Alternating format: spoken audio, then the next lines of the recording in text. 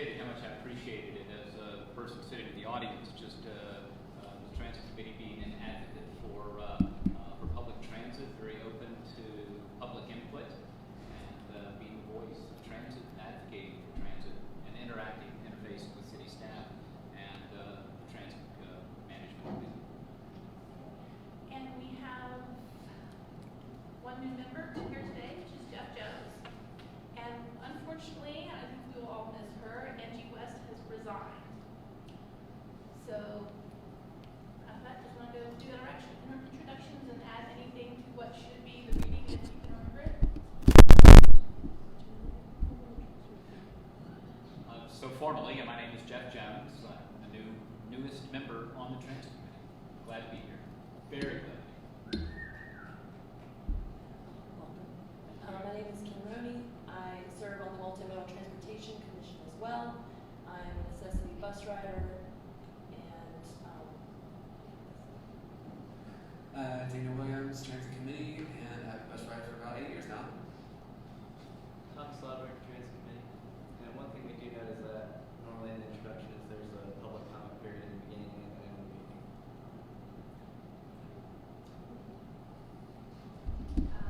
Jessica Morris, Assistant Director of Transportation. Excellent Moreno, Transit Projects Coordinator. My name is Angela, and I am with the Bend Us Together group, and I'm the organizer of this now. You guys have any corner? Tom Bottom, retired board member, authority member, all that good stuff. My name is Jim Buffalo. I've been a driver for almost 6 years now, and vice president of ATU 128. And my name is Holden Mesk, and I'm with Sunshine Request. I'm state chair, and I'm with our ATU. And we have one TC member who is probably going to be late if he can get in today. That's Mark Carroll. He's going to try to make it, but we'll see. And LaShonda, working on Director of Operations. And I'm Robert Smith, Interim General Manager of RATP Data. when we just finished introductions, would you like to introduce yourself, or just you don't have to if you don't want to? Rochelle, do you want to intro yourself? Yes, I do. Hi, my name is Rochelle Sorensen-Cox. You're on bus rider. I'm here and a member of the Multimodal Transportation Committee and a member of the Asheville Downtown Association and a bus rider primarily since 2017. Thank you. Great, thanks everyone for coming. Everyone on the committee has the agenda. I would like to add one quick bullet under new business for Transit Driver Appreciation Day. Are there any objections to that?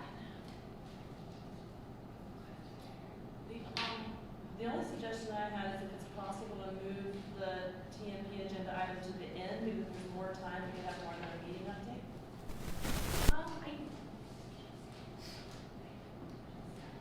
Is there a particular reason you want to have more discussion today instead of leaving the discussion itself until the special meeting?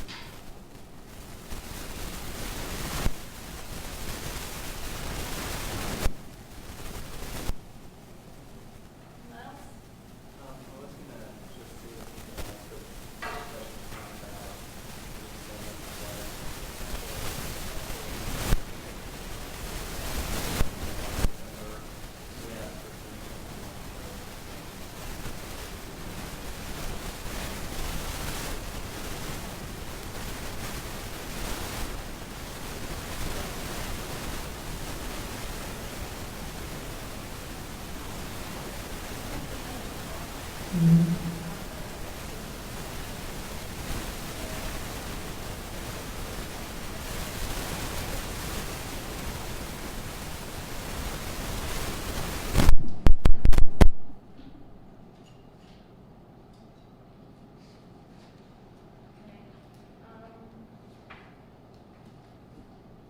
Well, I guess there's no objections.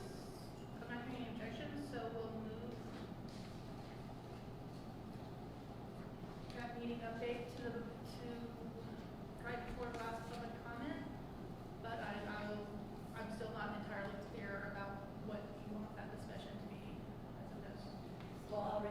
we could have more of a conversation than just a meeting update.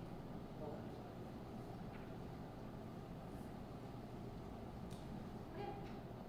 All right, we are in the habit of voting to approve the agenda, but I have been checking on the policy and procedure for small boards to clarify. If there are no changes to the agenda, we don't actually have to vote to approve it. But since we're making changes now, we do need someone to move to approve it. Move to approve. All in favor? Any opposed? Okay. Sandra and Thomas, would you mind pulling your mics a little closer to you? It's a little hard to hear. We're right up against Yes. this. Normally it's that side of the room that's hard to hear, but this is a little different because we've got all the TC clustered in one hill over here, so you may have to remind me about that again. Minutes. Someone to approve, move to approve the minutes. I'll just make a comment that, the last 2 months' minutes I was a little sloppy with, and when I said cake tax, that was out of my brain, and I changed it to sales tax.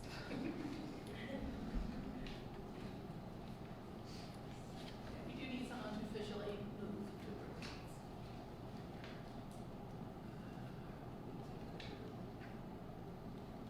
We're technically not even allowed to discuss them until someone moves to approve them. And it's not, should not be the chair making motions unless absolutely necessary. I was not on the committee at that time, so.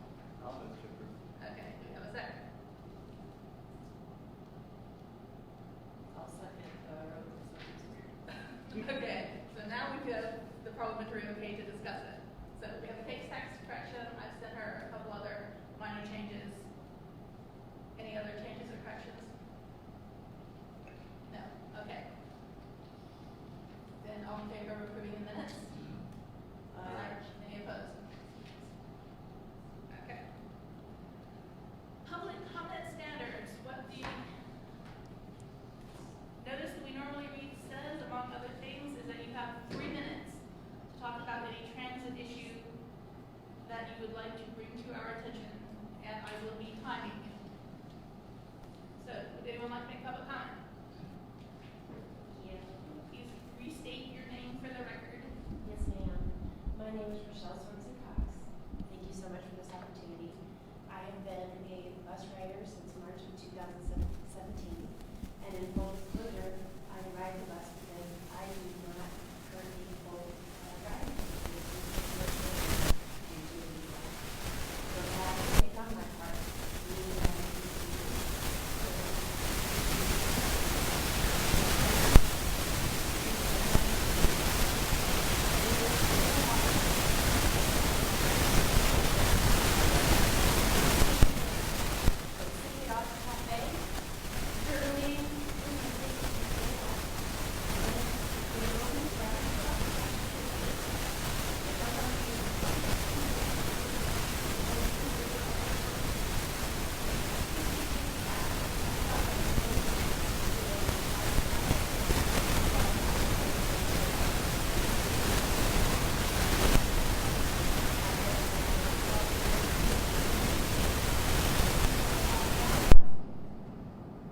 Hustled into the bus stop. I didn't make it to the stop. There was some window issues. We were cleaning the window in the beauty parade, and so I didn't make it all the way to the stop. But never mind, the bus driver only kind of paused to stop, and then kept going. Stood in the road, waved. It was clear that I needed to catch the bus. The bus driver looked at me and drove away. Sorry, it's so new because that sucks. I make $16 an hour. I then Ubered from that stop to my home, which is on the W1 line. And as I got in the car and I thanked the Uber driver, she said, "My best business is from bus riders who cannot catch the bus for whatever reason." So I would go home, I shower, I change my clothes because I looked like I was going to the gym. I probably could have just come to the meeting looking like that, but I didn't want to. So I took some hours out of my time. I catch the W1. I asked the driver, I said, "Did you see me? I was there." And he said, "I didn't see you." I said, "Sir, are you sure?" And very sarcastically, he says to me, yeah, I saw you and I just drove away. Oh my gosh. I thanked him for his honesty. Then I asked him his name. He told me he didn't need to tell me his name. I said, okay, there are other ways I can find that out. He told me to sit down and shut up. So I did. Coming back, at that very same spot at Sand Hill Road, the driver stops, a rider gets on. Then the people in the back of the bus say, wait, wait, wait, there are people trying to catch the bus. Instantly, the couple jumps on the bus, which tells me they were almost there. The driver then scolds them. Oh, darn it. Keep going. May I? I think we should. May I? I would like to. Please, Go may for I? it. She's you. I'll be better. Okay, the bus has run out of gas, which is fine. I understand that when the bus breaks down, that is fine. Those are things that are beyond the control.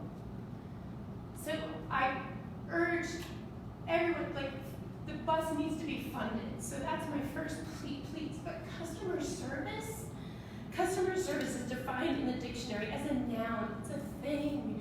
It is the assistance and advice provided by a company to those people who buy and use its products. Customer service is so low. I have had a bus driver shut the door on my body as I was trying to board the bus because he was angry that an hour before I got off the bus when I shouldn't have. Told me I should have known the rule. I didn't know the rule. I apologized. The bus driver told me, you should know. I said, I didn't know. I didn't know I couldn't get off the bus. He parked the bus, I got on. It was gonna be a half hour. I didn't want to wait on that bus for a half hour.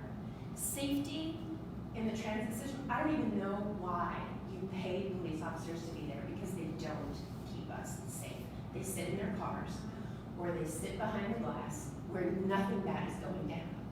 And when I'm waiting at the bus station at 9:30 p.m. and the police officer rides away, and I'm standing there and it's dark and it's sketchy and I feel uncomfortable and I have 20 minutes or 30 minutes to wait for the bus, that is not a safe situation. You could save that money by not hiring those officers. I mean, and put it in different places. Thank you, I'm sorry I was all over the place. I want the bus system to be better. That's why I got myself on the multimodal transportation committee, but public service. And when I go to the window and I asked a question, White Shannon with the face jewelry closed the blinds on me. She first turned off her microphone when I asked a question. So I knocked on the glass and was like, wait a minute. I simply have a question. When is the next bus I can catch? She closed the blinds on me. I have worked in customer service almost my entire adult life. There is no doubt that I would have been fired for the behavior. Thank you so much. I appreciate the extra time. Thank you, Michelle. Thank you. Anyone else? Public comment? Hey, I'm Amy Cantrell. Thank you for having me here. Congratulations about the new buses. I really enjoyed being there the other day. And there's so much more that we need and have to do together. And so I want to thank Rochelle for your bravery. And as a person that helps to coordinate better buses together, I hear stories like this so often, and it's painful. We heard that in your voice, the emotion and the pain. Right now, our bus system causes suffering rather than help people to get to where they need to go too often. And we know we can all do better.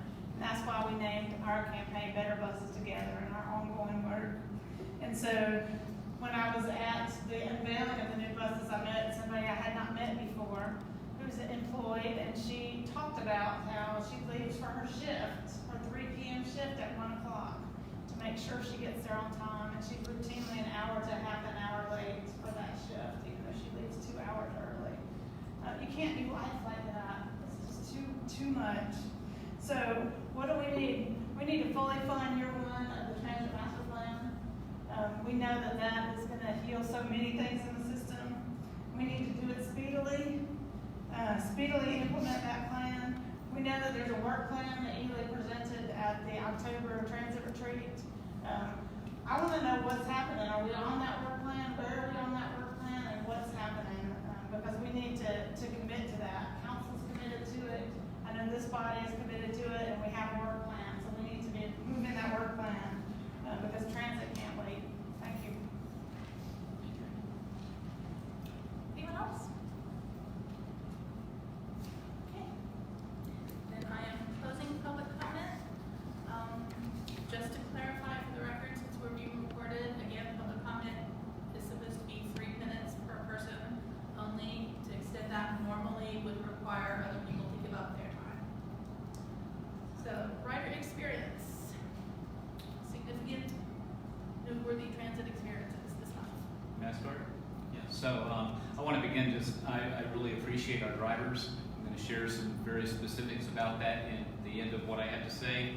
But to begin with, I want to talk about 2 experiences I had in the last month where drivers were speaking to passengers or persons who are either in the front seat or standing at the yellow line. These conversations extended for more than 15 minutes. And they were about personal items.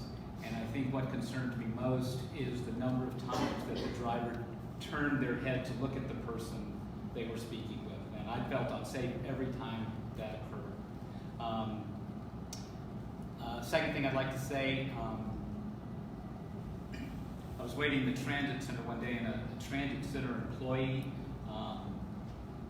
was spitting sputum right outside the door, one of the side doors at the transit center. And I asked myself, did I really see what I just saw? So I walked outside the door, and there were 3 puddles of sputum there, about 12 inches directly in front of the door. I do know that the employee was sick. That was obvious. If he had left and walked 6 more feet, he could have spit into the bus lane, which would have made me feel better. The last thing I want to say, I was so impressed with drivers on 2 occasions that I went to fill out a praise report. I found out we don't have a praise report. We only have a concern report. So I crossed out concern and wrote praise. There was conflict between 2 passengers. The driver was very clear, gentlemen, bring it down. I approached the driver to appreciate what he did, and he said, I don't want to put anyone out in the cold. And that just touched my heart. It just really did. Second occasion, a gentleman was in serious need of extra time. The bus driver simply said, sir, take your time. And 2 passengers moved. So this is passengers as well. Passengers moved to give this gentleman a seat closer to the front. So I live for those experiences, and I think there's opportunities in some of the earlier things that I shared. On February 6th, I was passed on the inbound Patton West W3 or 4, I think it'd have to be the 4 at that time, route just before 10 p.m. It's not the first time.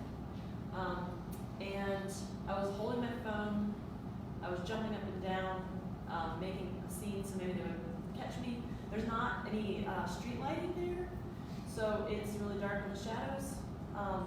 I wrote an email to staff immediately. I got a thoughtful response from Jessica, thank you very much, who suggested using a cell phone flashlight. I think that's a good idea. It's better than just the phone screen I was using. But I'm bringing this up because right now all of our energy is focused at the transit master plan, and that is appropriate and needs to be done. But we should also remember that we have transit stop improvements that are part of our retreat goals as well. That includes things like seating and stops, and it could include flashers for stops that have low visibility, especially since not all riders have flashlights. Okay, I got quite a few things. Oddly enough, my bus got to an accident right before it got to my house today. Kim ended up having to get me a lift to get here. I'm not sure exactly what happened with that. The only notice that I got essentially was that it was saying it was 5 minutes to go, and then 6 minutes later I texted again, and it says no more current predictions for it. I know that's probably just the way the Next Bus app works. I'm not sure, but you know, it's like the only reason I found out is because somebody that was waiting at the bus stop with me ended up calling to see what was going on, and they would say that there's an accident, and it would be another hour or so. And I think if I might be incorrect in saying this, but I believe it's policy for the drivers to wait until somebody sits down before they take off on the bus, unless there's no seating available. And I've had one particular driver who has consistently, no, that's not the case. They just drive as soon as you swipe your card and then you're gone. And it's not even a gradual speed up, it's you have to grab something before you fall forward. And I'm not aware of her name, but it is consistently her. I've never had any other driver have an issue with that. And maybe it's something can be talked with her about that. And if you want to ask me who it is later, we can. I don't have to bring it up right now because this is going to take more time. And going off what you were saying about Spun and just drivers being sick, as I did bring up a few meetings ago, I said about masks, for face masks for sickness and stuff like that. I believe I brought that up a few meetings ago.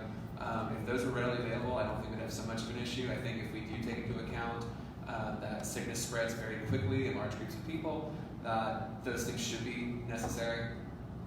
Just prevent not necessarily somebody spitting up snot, but sickness in general. I'm a bit of a germaphobe myself, so I don't understand that.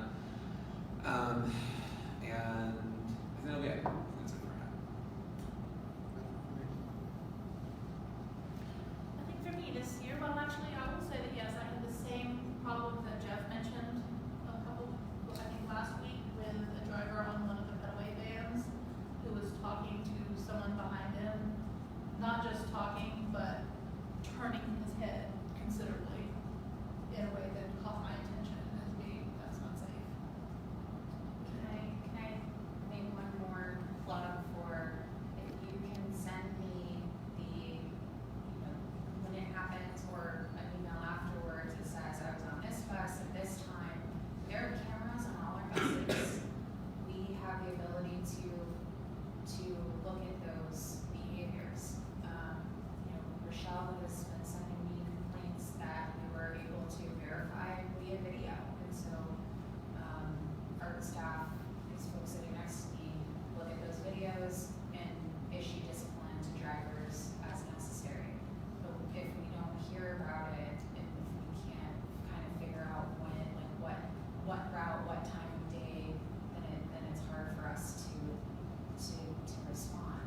But we absolutely can respond by looking at the video footage when issues like this happen. And that's the only way that we can appropriately address it, and it helps us. I had a different idea of how it could be addressed, and it's through training and repetition of that. My interest was not in having a driver today. I could have done that. I know the drivers. My interest is, I do see this often enough and Sabre experience it as well. It seems to me that it's a training issue that could be addressed on a monthly or even weekly basis, a reminder to drivers about this issue. But I also hear and respect your request, and we'll do that maybe on some other issues, but maybe not to out a driver unless it's what I consider to be egregious. I feel like it's appropriate to name one more thing. I'm so thankful that we have people who ride the bus at the table who bring forward these issues all the time. Right now, the state of transit in Asheville is so incredibly bad, and it's so frustrating that I imagine that your role as staff is also incredibly frustrating. The folks who are driving the buses that I ride are the first person that I greet when I'm stuck in the rain, when I've been waiting for the bus that's late, when the bus comes early, which does happen still from time to time, and they're the first people to catch all of the baggage that I'm dealing with during the day. So I know that they're under incredible amount of stress, all the riders are under incredible amount of stress, and we need something to work for once, and that's why we're advocating so strongly for first year implementation of transit master plan. We need something to celebrate. It's around the corner, but we have to do it.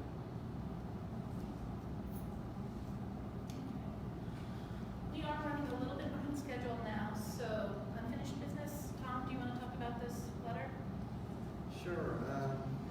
I think it was back in December, we sent a letter to council, basically urging them to fully fund year one of the TMD. This was after we heard from staff that until the funding is committed, they can't really take any action.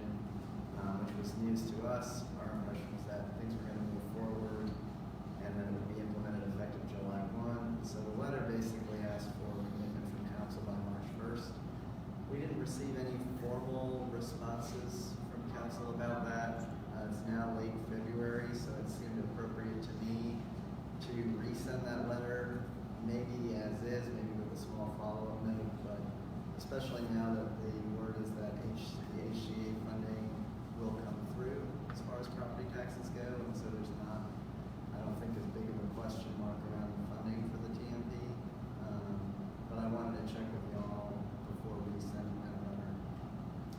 I would note that I wouldn't have expected a response before their winter retreat, which it's running a little bit late this year. They haven't had it yet. I personally would feel uncomfortable resending it until after their retreat because I would expect that they will be discussing transit then. I would suggest we should send it before the retreat in March because so much that's in this implementation timeline for the transit master plan is yet to be done.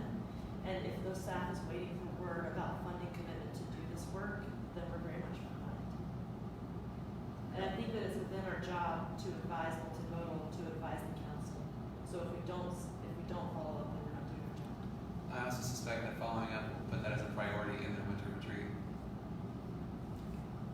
And I don't know, I mean, we're this volunteer body that theoretically is advising council, and if we go to the trouble of sending a letter and don't even get a response, I think that's pretty discouraging, and it speaks to, I think, some of the frustrations Angie voiced in her email that hopefully most of y'all saw, just about the challenges of being on this kind of body, and not feeling heard. So that to me seemed like worth following up on.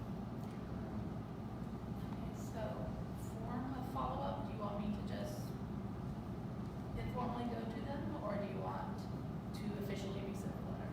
I would We need a prefer motion if officially. someone wants to officially I resend. motion to officially resend the letter. I'll second.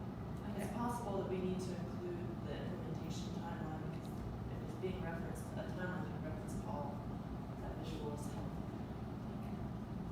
Well, can you amend that motion to include a timeline for resending? Sure. I make a motion to resend the letter to council with the transit master plan implementation timeline attached. We resend the letter by when? Because that was my concern. Oh, it's something from me tomorrow before Friday. You know that. As soon as possible. Okay. All in favor of that motion? Aye. Any opposed? Okay. Is there any more, you send that to you, or you send it? If you could email me a new copy of it, that would be great. So it'll be sitting in there to remind me. Okay, new business. The unpleasant stuff. We have a new attendance policy, which the city has always had a policy that committee members are expected to attend 75% of meetings. We have a new process and policy to enforce that. We have 3 members who did not meet that committee requirement last year. The first one is Calvin. His term technically doesn't end for a little over another year, but he hasn't attended for the last several meetings.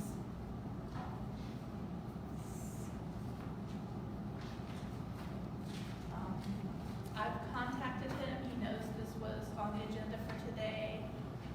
The only time I saw him in person, we were both in the middle of other things and couldn't discuss it, but he knows and he didn't respond in any way, so.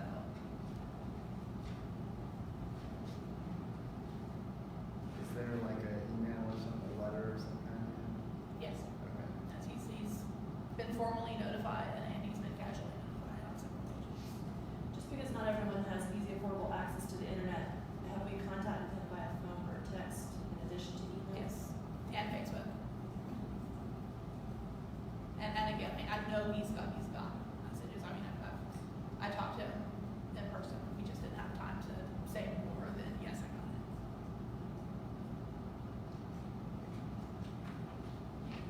I'm conflicted because having served with Calvin, I know what a great resource he is to his committee and was during the transit master plan. But anytime that we have a member regularly not attending and almost not having a quorum, as the situation was today, we're also holding a seat for a person that would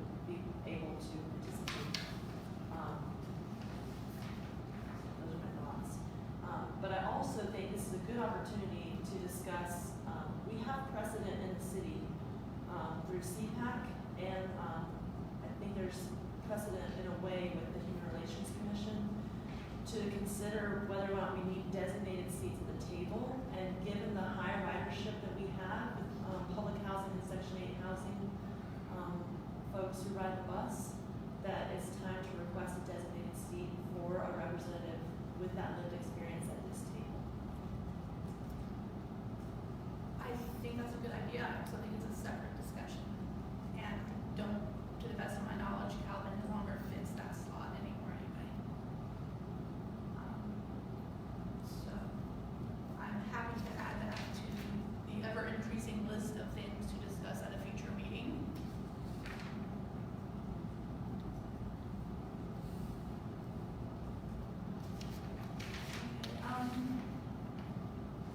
So small board rules. Chairs are discouraged but not forbidden from making motions. So I will go ahead and move that we recommend to MMTC that Calvin be removed. I like Calvin personally. He used to be a really useful, good member of the committee. Right now, he's an empty seat that's not being filled. And we need to find someone who can actually be here. I wish it could be him, but it's not. So, do we have a second? I will second. All in favor?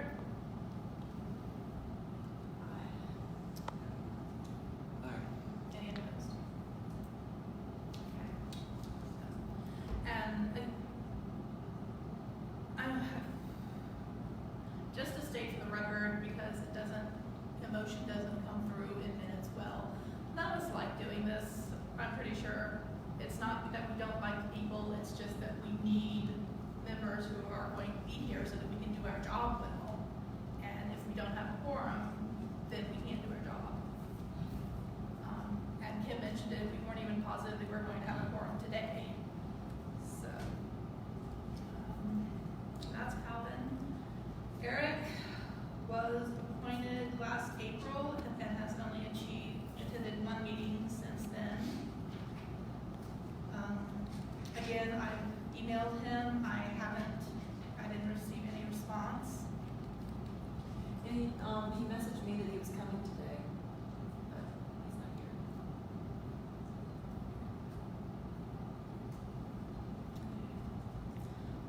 His term is actually over. It ended in December, so we would, even if attendance wasn't a question, we would be looking at whether to recommend that MMTC reappoint him. So we do not need to consider this because we're just not recommending. How does MMTC handle that if We have an opening. we have an opening? Okay.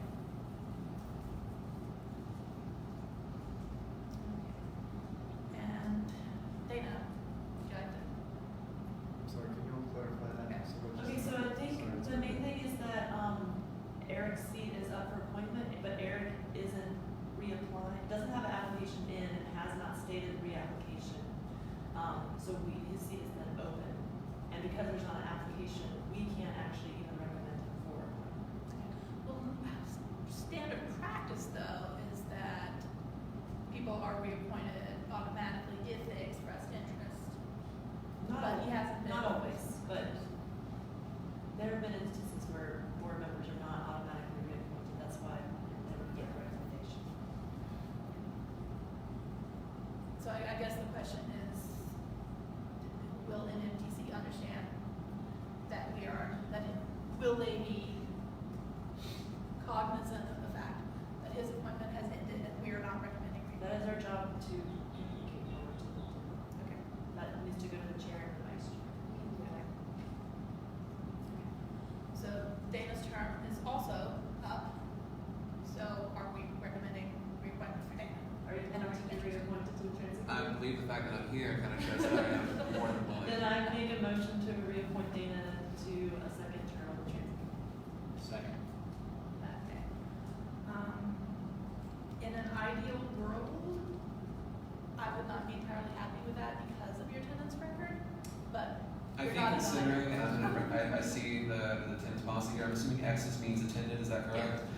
So 7 out of 12, yes, I understand that's not particularly 100% great, but I think way more than actual majority is pretty good.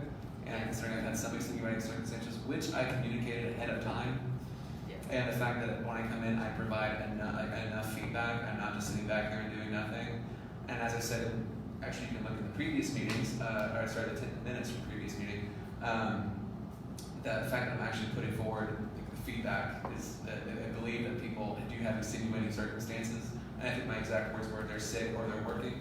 At least 2 of those instances which I communicated with Kim were because of work, which comes first. No offense to anybody here, I hope you understand that. But if that happens, I'm going to be taking my job before this. Now granted, I have now worked out a scheduling situation with my boss that allows me to get here on time without being late, so I don't have an issue there anymore. But I think I've shown enough effort here that I'm willing to work with this. I think we also have an opportunity here to think about big picture. We're all volunteers.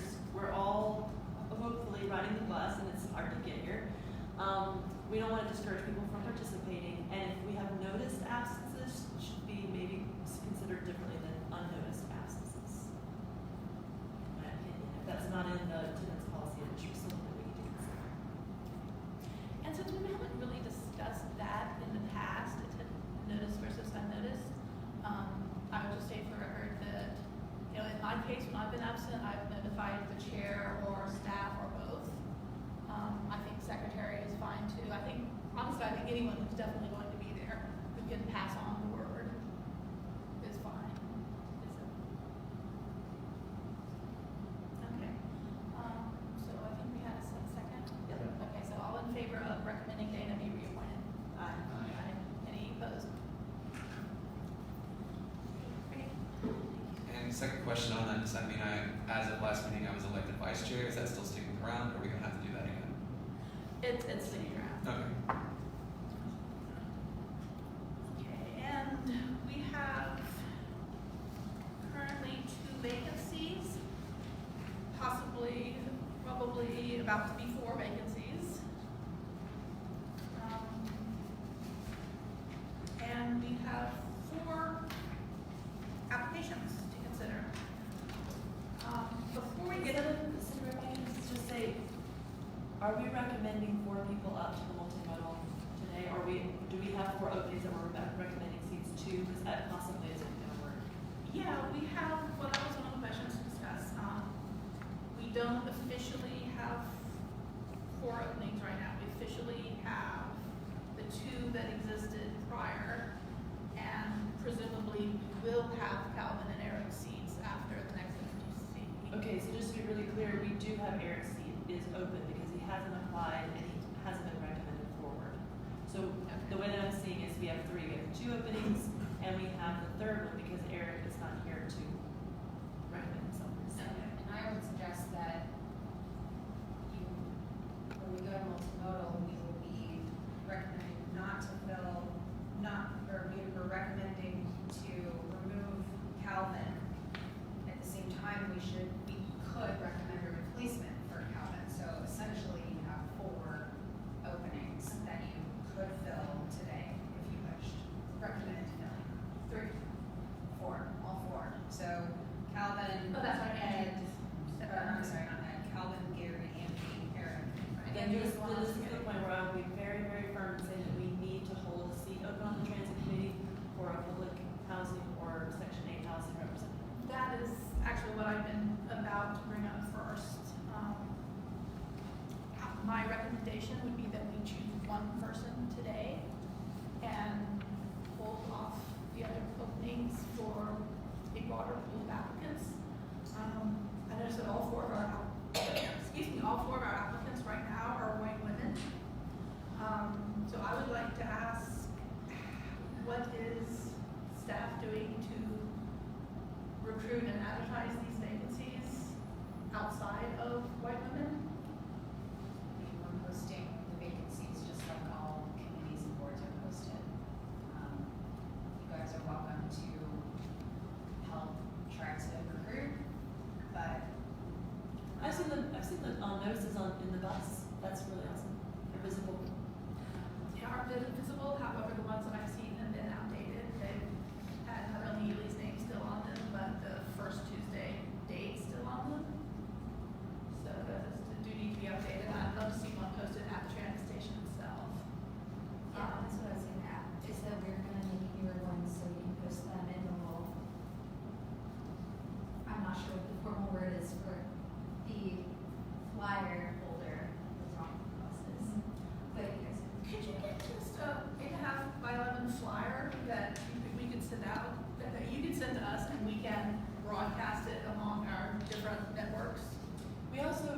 last year worked with staff to translate the opening into Spanish, so I'm happy to connect with you to make sure that you have that same document so you don't start from scratch.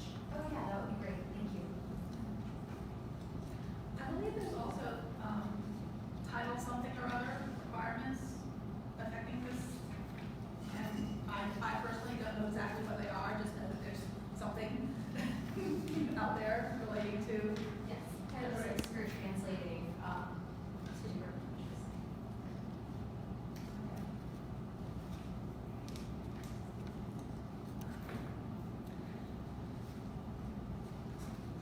So, does anyone want to make a motion about any of these applicants we have now? We have bus riders and people from a lot of different experiences and backgrounds.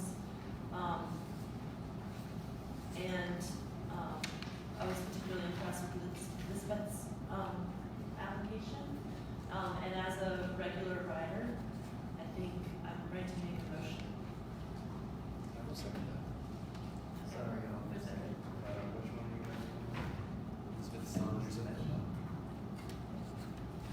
So we have a motion and a second for Elizabeth Saunders Medlock. Any further discussion? Yes. Has she ever attended a transit committee meeting? To the best of my knowledge, none of these ladies have attended. I was thinking about that because we've talked about it, that it really means a lot to be able to attend, to be able to participate, and it's a standard that we've held in the past. I think it's a worthwhile standard because then people know what they're getting themselves into. But yet if someone's application sits in a stack for a year, and they can't make commitments from a work or childcare situation to be here if they're not seated is maybe an unrealistic expectation, so I'm kind of stuck in the middle of that. What are your thoughts?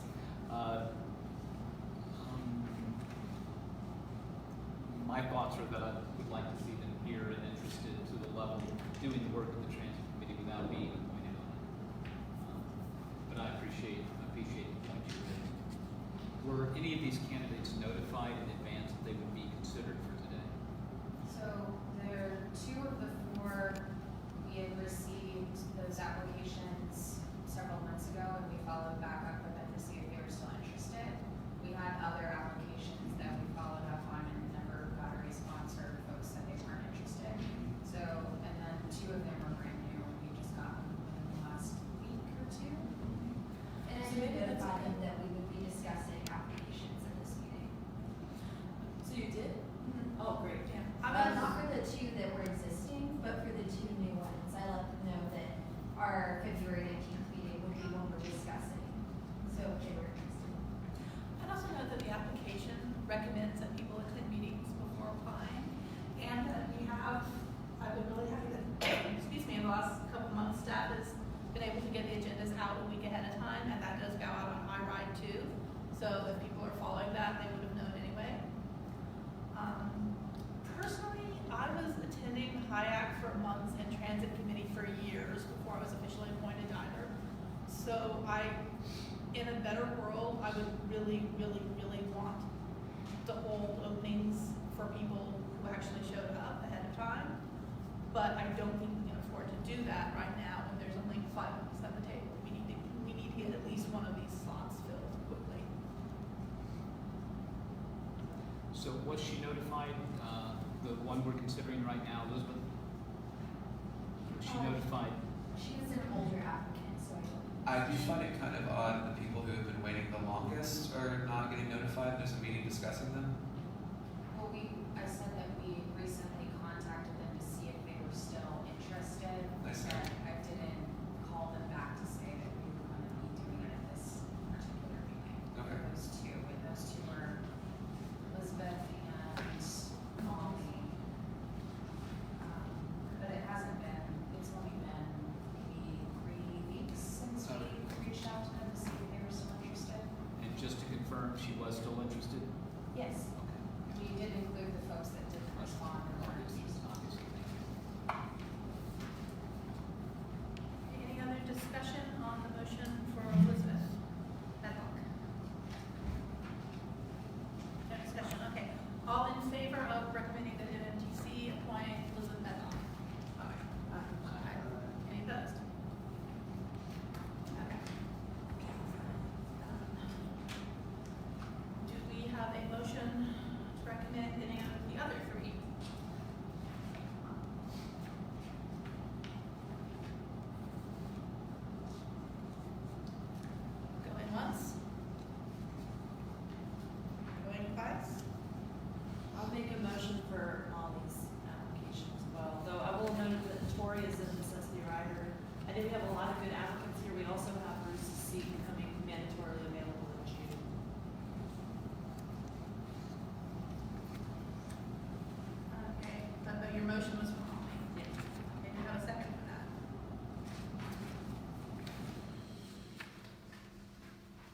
of the reasons I'm motioning is because of her work as a data analyst, and we get a lot of data information at this table, and it'd be really helpful to have someone who is about doing the work of breaking that down for us from that experience. I'll second it. Okay. Any discussion on Molly's program? Are we aware of what routes they're using? I believe Molly was the one that we didn't have that for. I know someone's using W3. I know we have plenty of representation in the West.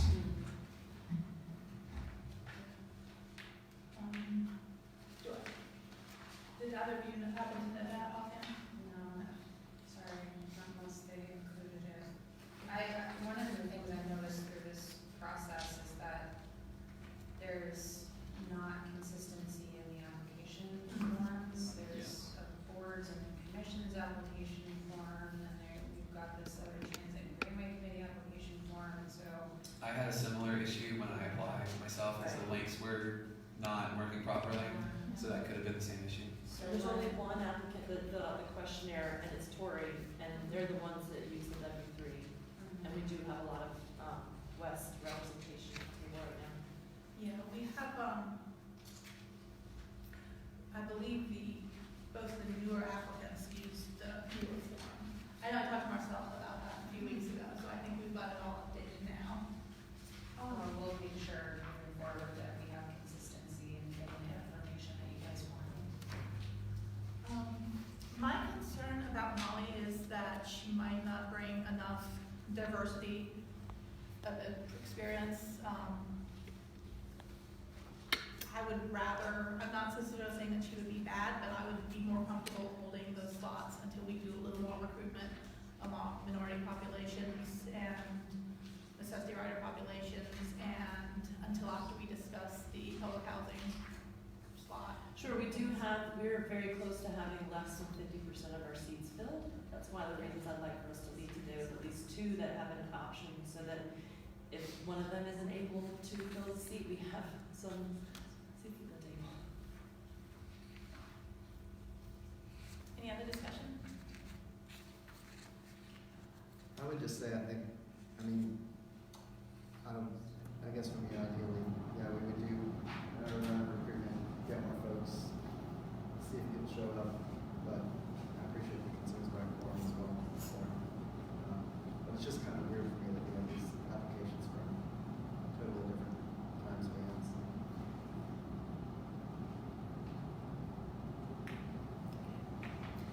All in favor of recommending appointment for Molly Swanger, say aye. Any opposed? Any? Thomas, I'm afraid you're not allowed to abstain. Sorry, Just- I'll say aye. Okay. I did not vote, and I wasn't sure about the abstaining. I will vote in the aye. Okay. So it's just me and those then.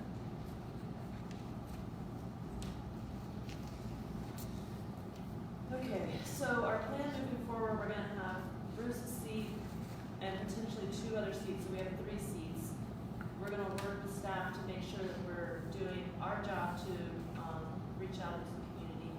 We're gonna be more visible as a goal for the transit committee. I'd like for us to look back at our retreat goals. For the past 2 retreats, I think we've addressed recruitment. We need to make sure that we're reaching out to differently abled communities, Spanish-speaking community, Russian-speaking community. And I know that with the loss of Gary Ray at the table, vision limitations are another factor in transit access. As Molly's and Elizabeth's, they both are. Elizabeth says he's visually impaired, and Molly has a visually impaired spouse. So I think those two kind of meet that particular requirement. Okay, we are running a little late. Do we want to have a quick Madam Chair, discussion? can I ask one thing about the application? We're running a little behind schedule. I'm just concerned that it outs people in terms of citizenship when they're residents of. That's not our purview, that's city up. It's something we can do anything about. Can't recommend that in terms of diversity. We're not in public discussion all the time. Do we have a quick discussion about reserving a seat for public housing? And the other thought I was having was, do we want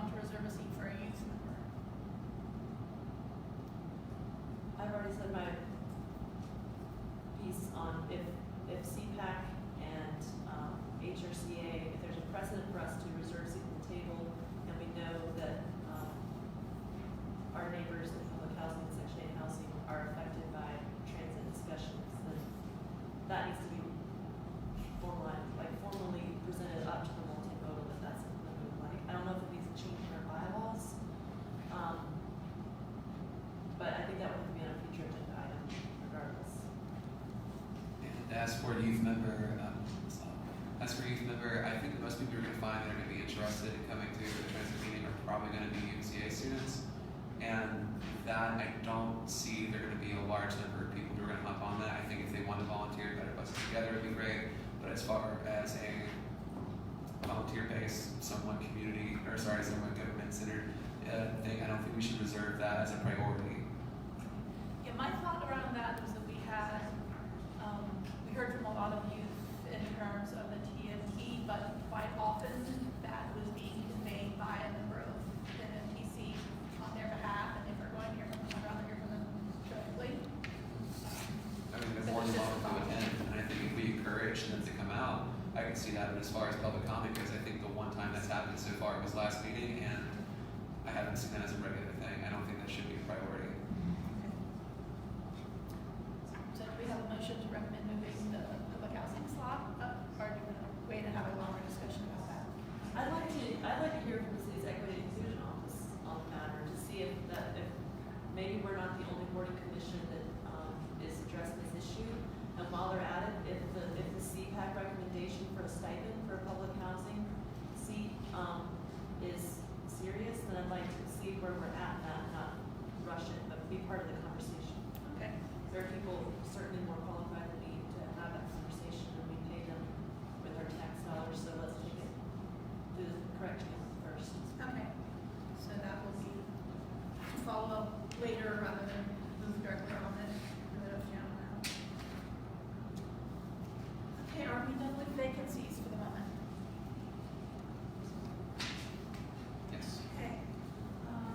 It's almost 4:30, so really quickly, just so everyone knows, Transit Driver Appreciation Day is the Monday before our next meeting, March 18th.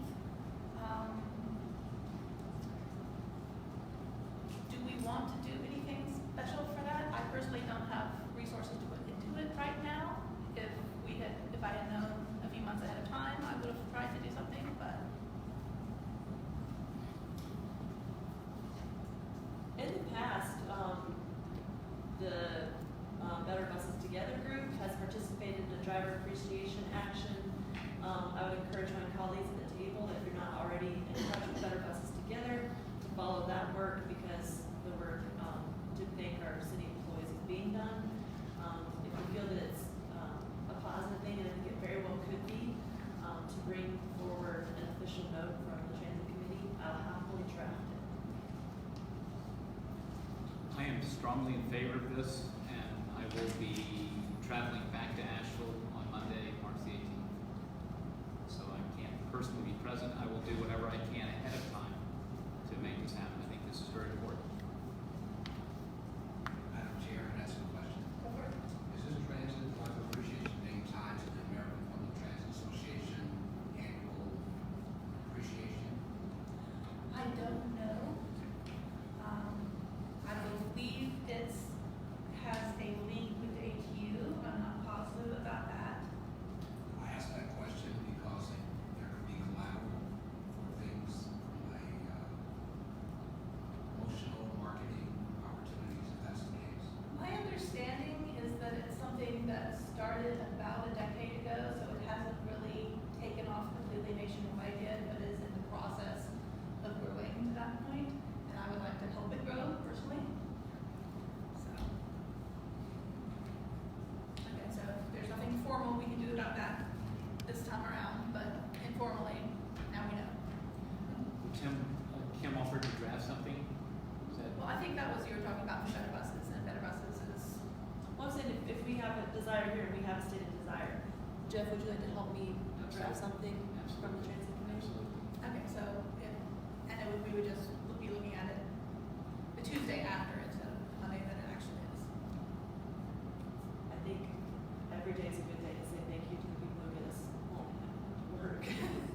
Yes, but as a committee, we can't officially approve anything. That's fine, so we do it Tuesday. Great, fabulous, thank you. Okay, transit committee updates. In the past, this has been, we've had the MMTC report, usually from Bruce, or Kim if Bruce isn't around, because he's our senior member on MMTC. I have asked folks to switch it up a little bit and start providing written summaries that we can, with the hope that we can start including more organizations than just MMTC. But because this is the first time, we only have a couple. Kim, do you want to, are there any questions or anything you want to add about the multimodal report? Not since Bruce has already did this. I would love it if we had reports to add to this from the bike ped committee, county's version of the transit committee, maybe Strive, and the French Broad River NPO. If we have volunteers who have the time to go to any of those, then they have to wait till we get some new members. Any thoughts? I think right now the transit master plan is priority number one. We haven't reviewed our retreat goals in a while, and I agree with you that it's possible we need to wait till we have more members before we take on the responsibility.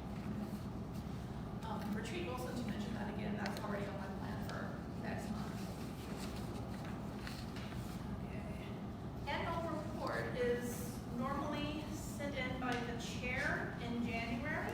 I got the deadline for it pretty late, so there wasn't a chance to bring it back to this group for approval before I sent it in. So if anyone wants to go on the record disagreeing with it or otherwise adding or changing anything, this is your chance to go on record. I would like to go on record to say thank you for doing the work and drafting it for us. I know that you don't take that word lightly, so thanks for your effort. And also, I sent a note to Sabre saying that it's part of our work in advising is to advise on funding. I use the word advocate for funding.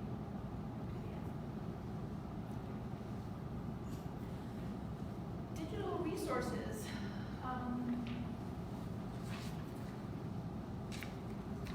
Most of y'all know that I'm very big on transparency.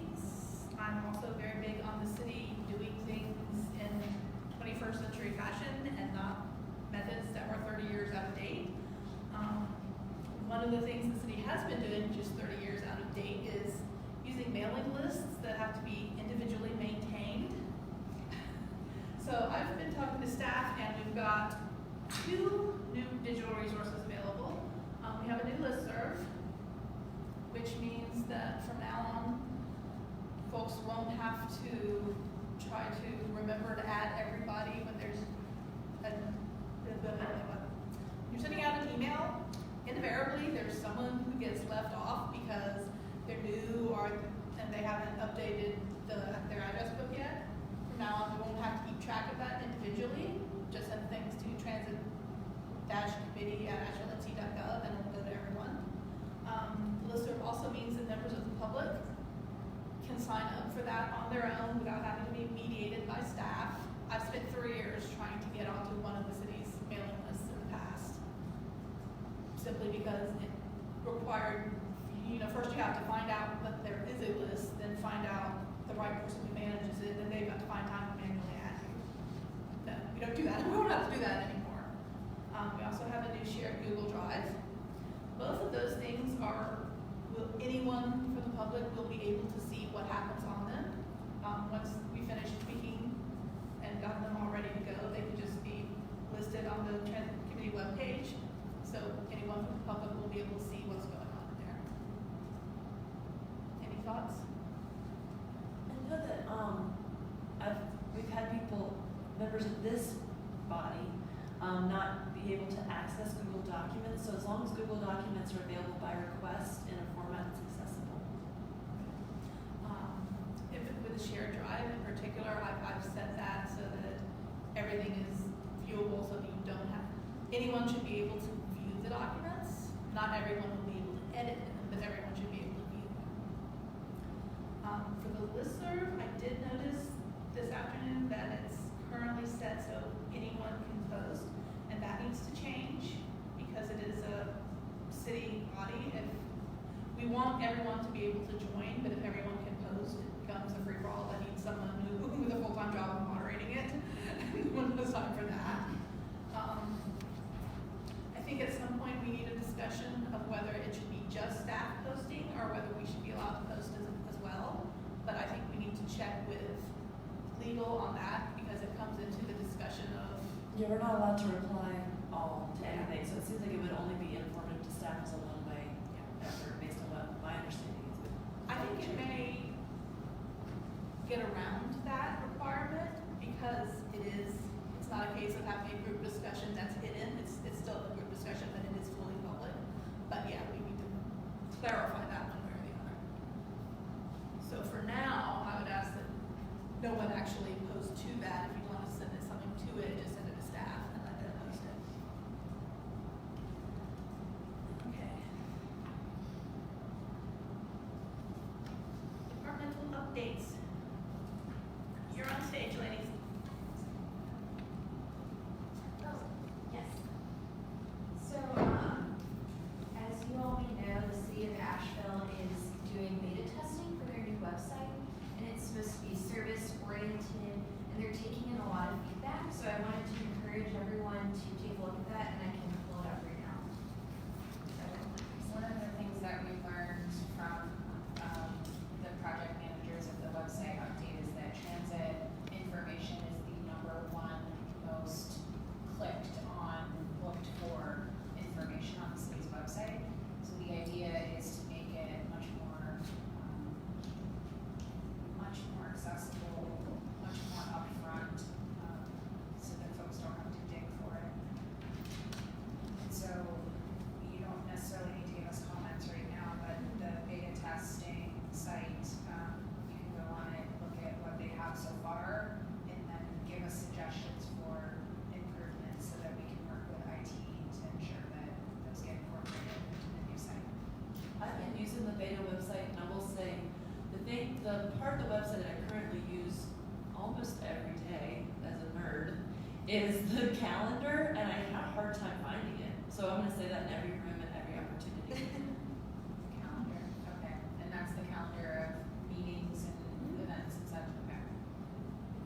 But yeah, transit has its own, sandwiched in here, and at the bottom, you should have this little feedback button. So I encourage you all to provide feedback, and also to encourage your friends, family, network, everyone in the world to provide feedback, so that we can get the transit website right now, and not have to go back and do a bunch of fixes later. So that's just my plug.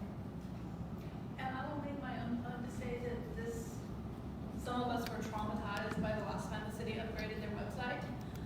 This one I have a lot more faith in. It's being handled by a small local contractor. It's not some out-of-state folk who don't really know what they're doing, apparently, like the last one.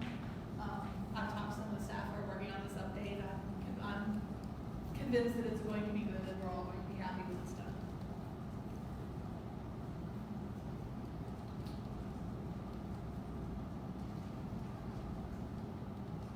Okay, so, next on the agenda, we have the monthly transit update memo. So this is, again, a new thing that I'm trying to do to provide some additional information about various projects. Our station renovation is still moving forward. You're gonna start to see more advertising and notice, and we're gonna be putting up lots of signage. We're gonna be doing radio advertising. We're gonna have, notices go out on Nextdoor. We're gonna have everything translated into Russian and Spanish. There's a city website that will be updated regularly with impacts that might change throughout the duration of the renovation. We want to be clear that it is going to cause disruption. There's going to be need for passengers on occasion to load or unload on Ashland Avenue. A part of the renovation includes,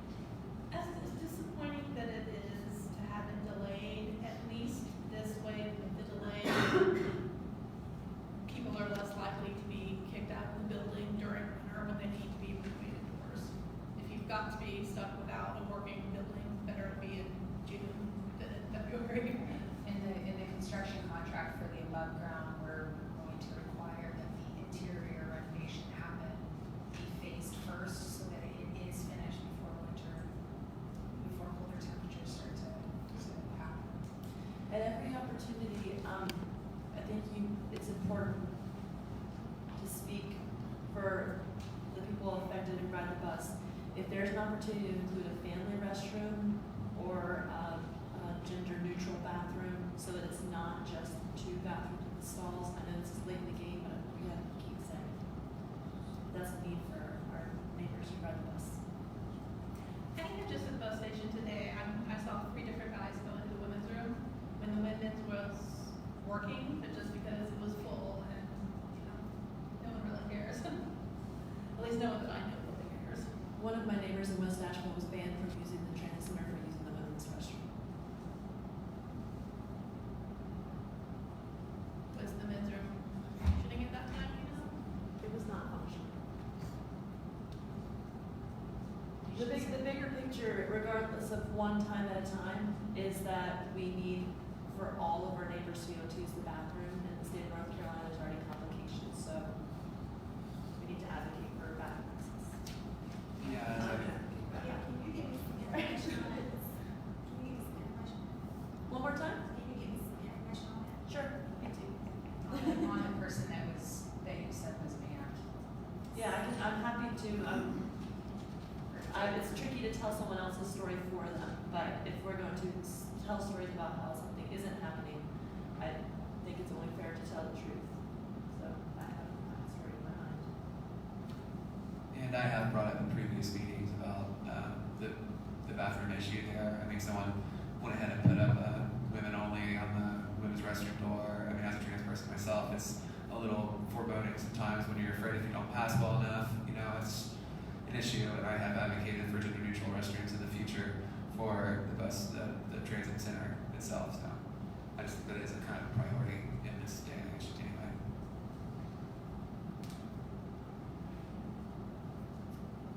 Okay, electric buses, so we had our event last Friday and had several folks get a chance to check out the new buses and take a short tour.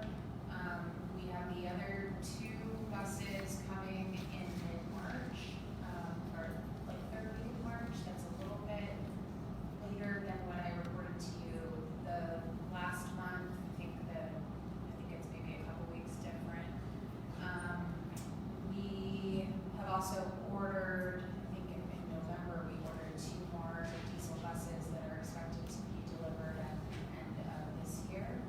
And we're currently in a process, pretty detailed process right now. We're working with our staff on training and all this, for lack of a better word, I'll say testing of the new buses, looking at their range, their operation, and so that's part of what we're going through right now before we get to a point of being able to launch them into actual revenue service and serving passengers.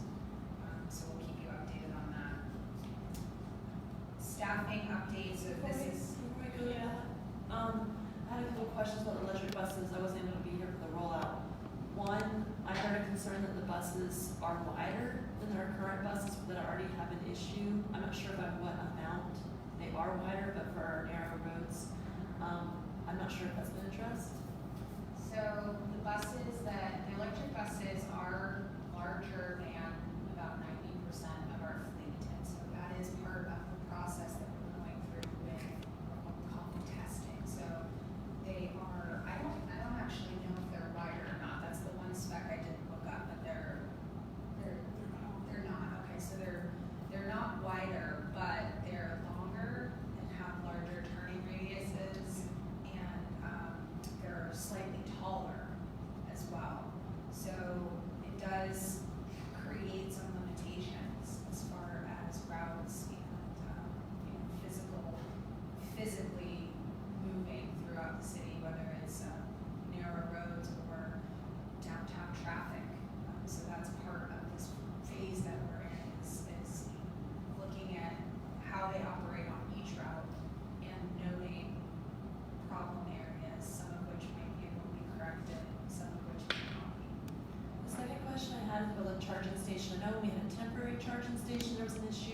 we were hoping would be resolved with the permanent charging situation. Has that been able to be checked yet? So we're still using the portable charger. We've started construction on the permanent chargers, and we're using the portable charger right now, but it's obviously not as efficient when we have one charger to 3 buses. It's looking like we'll have the permanent chargers installed pretty quickly. They're moving really fast. I would guess probably, I'm gonna just say mid to late March, we should have those installed completely. So that brings up another question. I have 4 questions now. If we're not gonna have the charging station ready until March, then that sounds like we aren't gonna have them in serviceable hours in March. So do we have a plan for extending our contract with the cutaway buses, and do we need to advocate for more so that we can get this band-aided fleet through to the summer? Yeah, that's actually something that I need to discuss with them, because I think the cutaways we have rented through March, and we likely will need to extend those. And the last thing, hearing that we are purchasing diesel buses at this late hour, goes exactly in the opposite direction of the city meeting its sustainability goals for reducing our dependency on fossil fuels. So I have to bring that to the table. I know a year and a half ago we heard a report on how we could move to an entirely electric fleet. I know the diesel buses are a backup to prepare in case our city isn't able to be serviced by fully electric vehicles, but even hybrid vehicles are headed in a different direction than fully diesel. So I am disappointed that the city is buying diesel buses this time. What is the current, every time it comes up, seems to be later and later, what is the current expectation for when the buses will be actually in service? One of the drivers last week was saying May. I don't think it'll be May. I don't want to give an exact date. Part of it, there's so many moving pieces with training, we have to get the fare boxes installed still. We have to install the GPS trackers.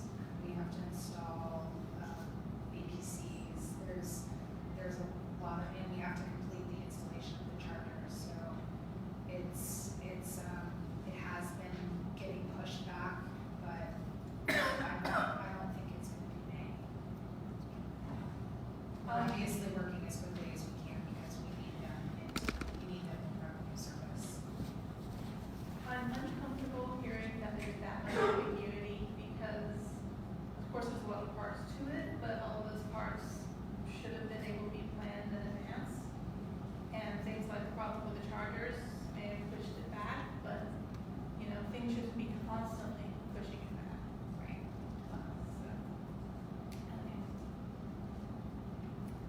Any other questions about that part? Okay, where are we at on time? So we didn't include this in your packet because it was kind of a lot of paper, so I wanted to just show it to you on the overhead.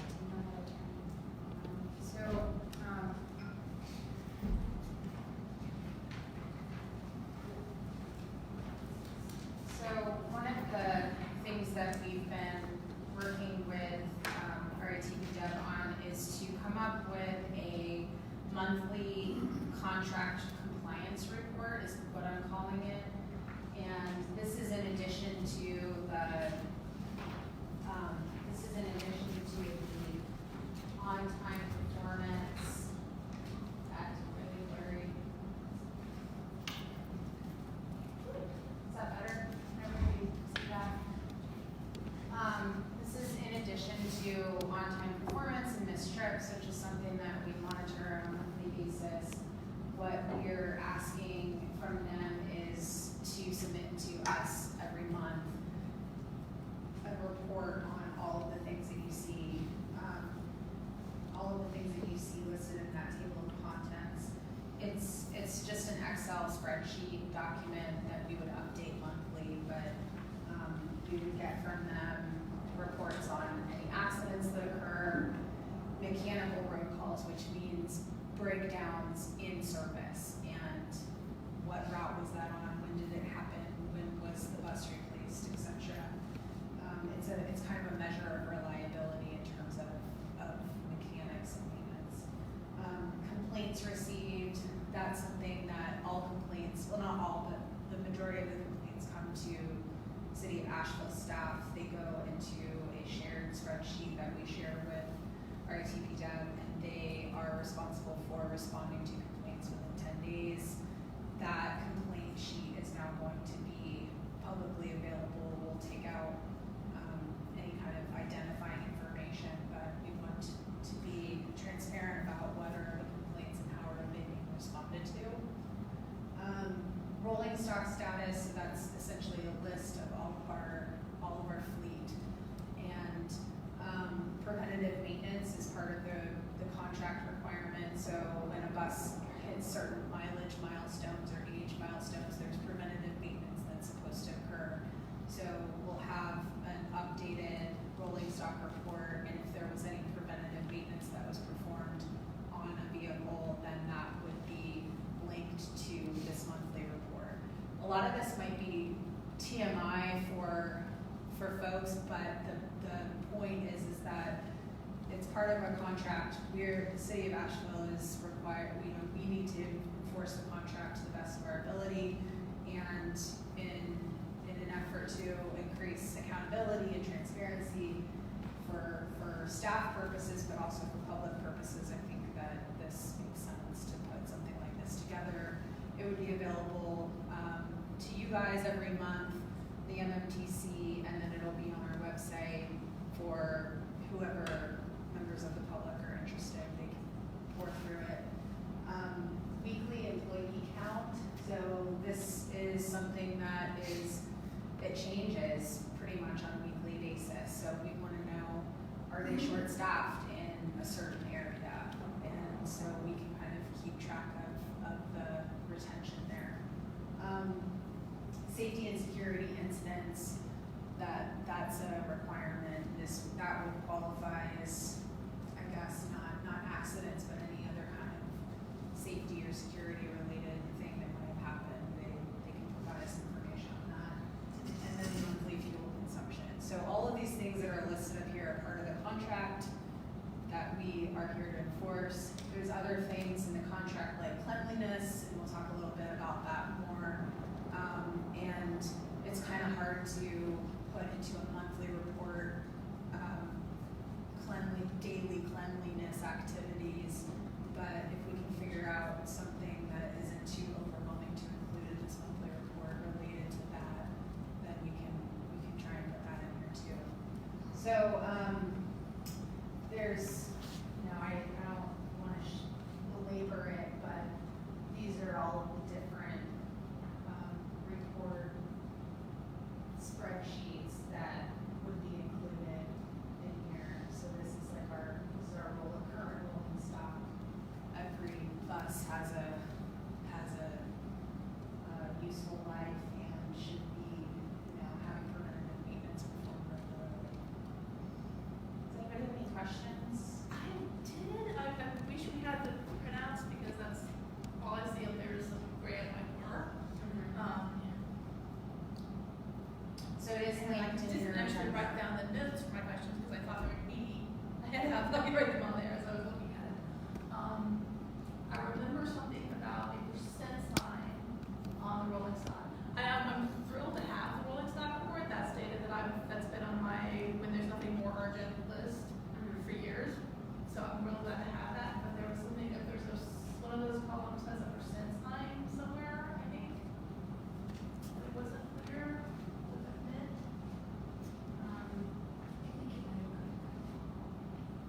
So it might have been a percent of the useful life.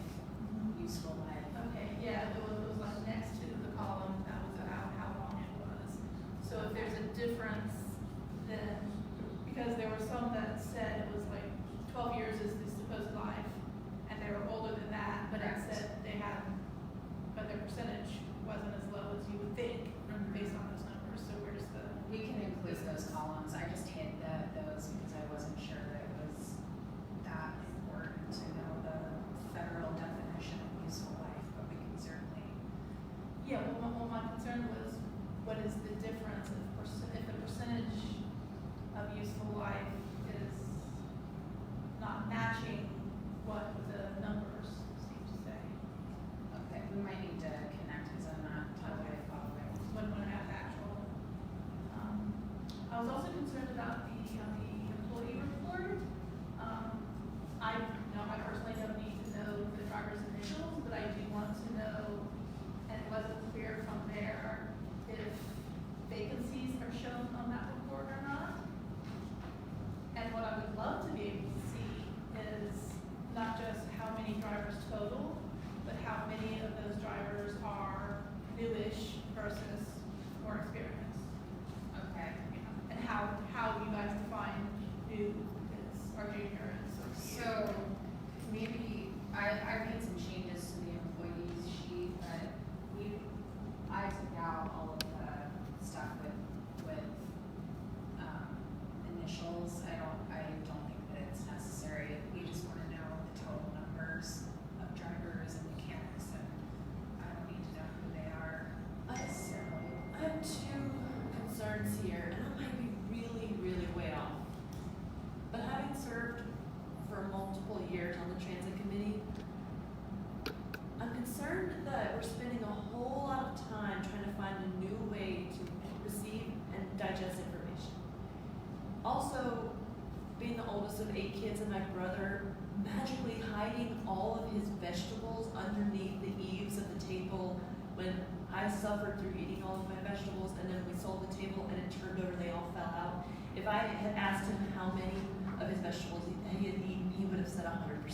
Right. So I just want to make sure that we have the raw data, so that even though we have all these new fancy sheets, which I don't understand how we're not like just using the old data that we had, and that also requires much information, but we can just keep spending a whole bunch of time reforming forms, or we can just get the raw data and have information on how to read it. What's the raw data that you're talking about? We used to have the big sheets that said how many people were getting on, how many people were getting off. It was a huge, massive sheet with blue and gray, and you had to unfold it. It was a little foldy paper. I'm just concerned that I know that we have a new app, and I'm assuming that that's why we have to reinvent all these spreadsheets. Well, there was a time when we got a bunch of paperwork at TC, and TC decided to stop getting as much, and some reports were dropped and some kept, and then I think over the transitions of staff and chairs, that got even more confused. So I think we're at a stage now where we need to be better clarifying for ourselves and for staff exactly what data we want here. I had planned to save this part of the discussion until a later date, but I've noticed that not on our last retreat, but the one before that, we had actually set as a goal to have a data dashboard, and that never got followed up on.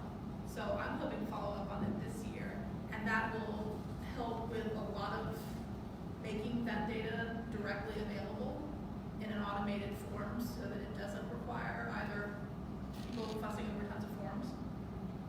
Well, I'm sharing with you guys this because this is what staff is doing, because this is about contract compliance. This isn't about ridership or anything like that. This is about that the contract is being complied with, which is a comment that we hear a lot, is how are you guys ensuring that the contract is being complied with? I get a lot of comments and questions from the city council, so this is our mechanism for that, but there is other data that you guys want, and so we can continue to work on. I'm a big advocate for us having contract compliance, so thank you for clarifying. Right. And so, I'm probably not gonna print this out for you guys every month. You'll have a link to it, and you can look at it, but I'm not expecting you guys to read it all unless you really, really want to. Okay? We kind of skipped over the staffing update. I did have one question about that. Oh, yeah. Which is, do you have a timeline yet for when you expect the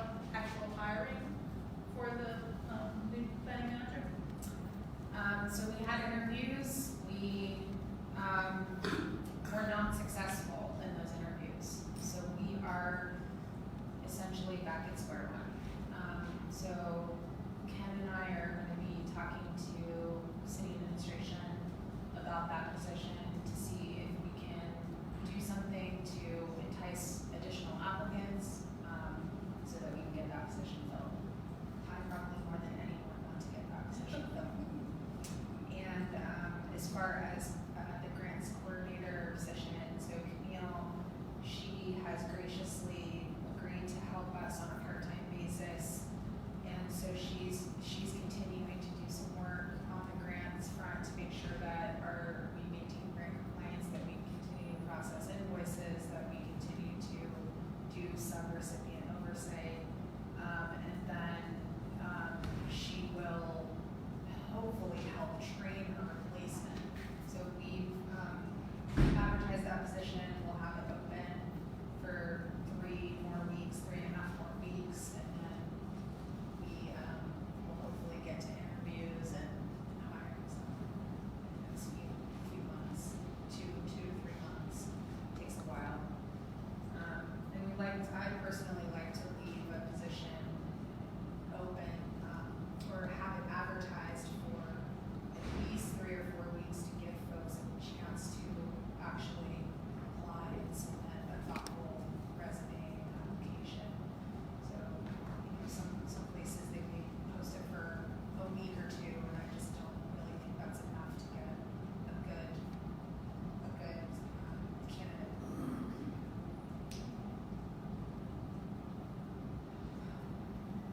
That's all I have.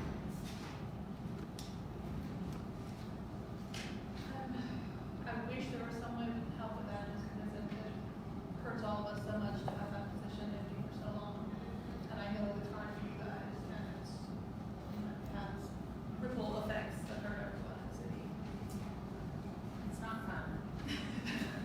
But I'm confident that we will, at the end of the day, we want to get the right person with the right skill set that can help us, and I can fill it easily. I can easily fill the position, but I will make sure we get a good candidate. How about you guys? Okay,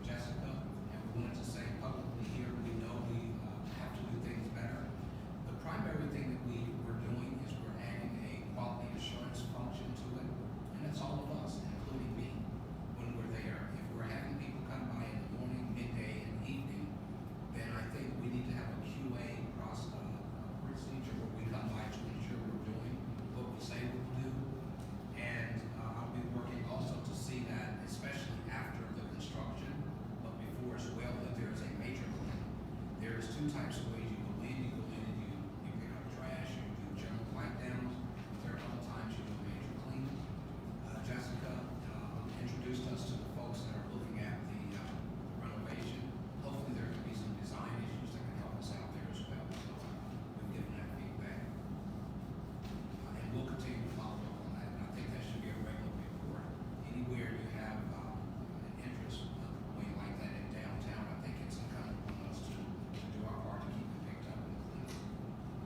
On driver training, I think I just gave an update. We're looking at that. There are a couple of things. By hiring the new maintenance director that we did, as far as missed trips are concerned, let me go there first.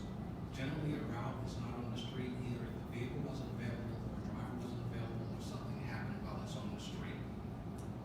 I believe in January showed some significant increases in on-time performance.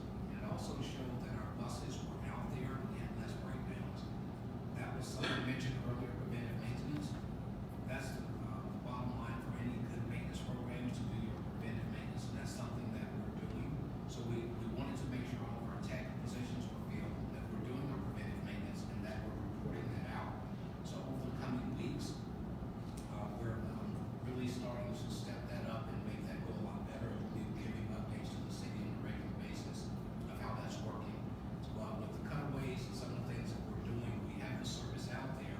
We still recognize we've got to continue, and that's not just here in Asheville, but we've got to continue working on our customer relations. That is training. That's morale, that's training, that's working with the drivers. And as we have our monthly, we call them safety meetings, I think what we've got to do with LaShawn is that we're going to add customer service components to that. We do it in initial training, but we've got to do it throughout as well. And I think during those times, the operators' times give us feedback as well. You know, that is, I believe you mentioned that their job is one when they're out there. You know, it can be stressful at times with traffic and things that's going on, but we've got to continue to work that through. Yes, So, employee satisfaction is key to customer satisfaction. yes, thank you. And then as we look at the operator training, we have 5 weeks of training that all new hires go through, and it's approximately 160 to 180 hours depending upon the operator. It's classroom training, it's a lot of different things that we go through, and it appears that we need to put some more emphasis on the customer service component of that. This training that we do is something that we do across the country. It's not just ours, but it's tied back to a lot of different things. So our focus has to be there. And I can assure you that our next GM, under the leadership of our region manager, will continue along that path to get that done. Not only with our operators, but with our frontline supervisors. So that's really where we are. I give somewhat of a positive update because things have been changing since December. I feel optimistic with the things I get from Jessica, you know, as we're going over and having the meetings and just sitting here today, and that's something that we want to partner with you to continue doing. So I appreciate being here today, and that's our update on this. Yes. A move from 51% on-time performance to 68% is a big step in a positive direction. I just wanted to make sure that I heard you correctly, that all of the tech positions are filled, and that also means the third shift, because if there aren't buses to be worked on, then preventive maintenance isn't really happening. We don't do a third shift. So we were waiting for that position to take on before we started, the third shift. So we just hired that tech, and he's completed training. Now we're ready to move forward. Great. Glad to hear that. And to clarify, is the third shift just for cleaning and maintenance, or are they supposed to be able to work on actual repairs during that time too? It's just the techs. The techs.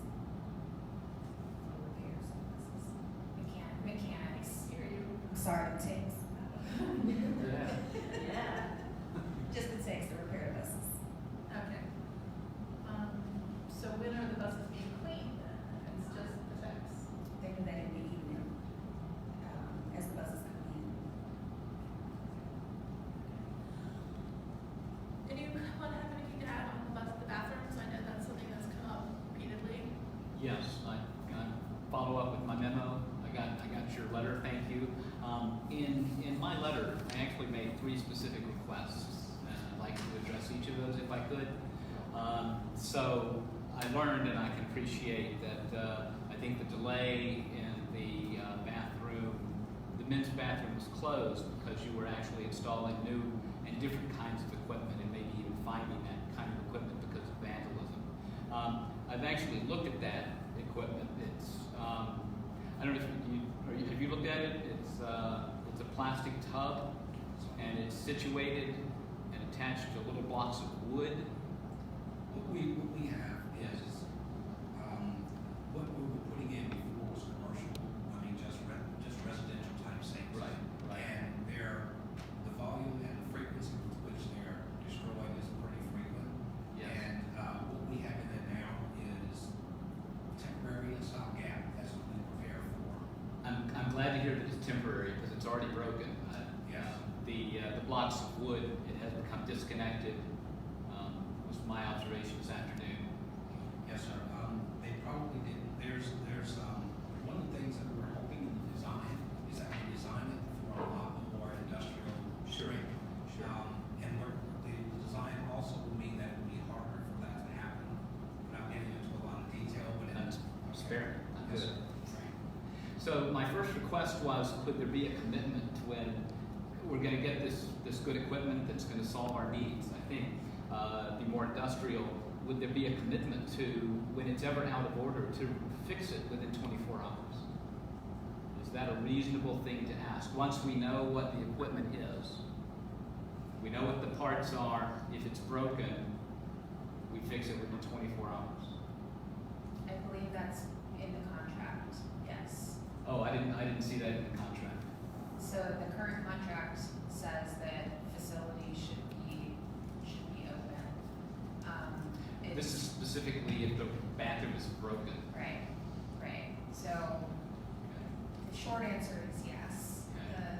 The long answer is when people continue to rip the sink off the wall, we can't have a bathroom for lots of reasons, health code reasons. We can't have a bathroom open that doesn't have a sink. So that's the reason why it was closed for so long. The new Yes. design will include sinks and other fixtures that will be much less prone to being ripped off the wall, and graffiti as well. So, what happens between now and when that renovation is completed, that's something that we're gonna have to work on. I don't know that we're gonna want to spend an exorbitant amount of money trying to put in an industrial cast iron sink right now when we're gonna be doing it and renovating it in a few months, but we need to work on that. What happens between now and then? I would also hope that y'all will keep it in mind that because delays seem to be the standard around here when it comes to transit, that if you're making decisions based on the renovation in a few months, what happens if for some reason that gets pushed back again? Right. So hopefully it won't, but we need backup plans. So my second item has to do with the frequency with which the bathrooms are cleaned. I will say that when I reported this back in September, I was told they were cleaned twice a day. When I went to is that the dispatch or the I don't know who that person is behind the window, but they told me they were cleaned in the evenings, which led me to believe they were cleaned once a day. I read in your letter that they're cleaned 3 times a day. So I had made the request just based on other evidence if they could be cleaned every 2 hours. And I know this is a hard job, and I'll tell you a story. I was there the other day, and I reported that the bathrooms were dirty, and they said they were just here 30 minutes ago. So that only confirmed for me that they need to be cleaned more often. And so I was looking for a commitment that they would be cleaned every 2 hours. Is that something we can do? One of the things that we want to do with our more frequent inspection is to see how we can work that, how we can readjust to get us to a standard that we can live with. Let us go through a cycle or 2 there. Right now, it looks like the timing of what we're doing for emptying trash, for cleaning the bathrooms is not there. So let us go through our QA cycle and check that here letter says in 60 days, but you're prepared to actually report back in 60 days, in 1 month, at our next meeting? 60 days. Well, you want 60 days? Yes, sir. Okay, alrighty, and so we'll see. The third item that I asked was that there were times when the bathroom simply was not clean. And so I was curious as to what the backup plan was so that we never went through a cycle. I don't know, is there an explanation of why the bathroom was not clean during the dates that I reported? I can't give you an explanation right now, but I can tell you going forward is something that we're focused on. Say that a little bit. It's something we're focused on going forward. All right. I can't give you one right now for the previous days. Okay. We could investigate that, but I would like to move forward trying to do our QA checks and make sure that there is, we've got to do a major cleaning and maintain it. And that's, Right. that's what we're talking about right now. Okay. Your letter says a frequent QA check. Can you give me a specific number on it? Daily. A minimum. So, I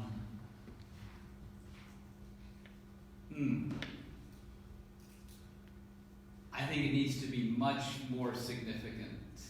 Just if this is just checking it daily, I don't think this is going to get you what you want. I go in there frequently and always find it dirty.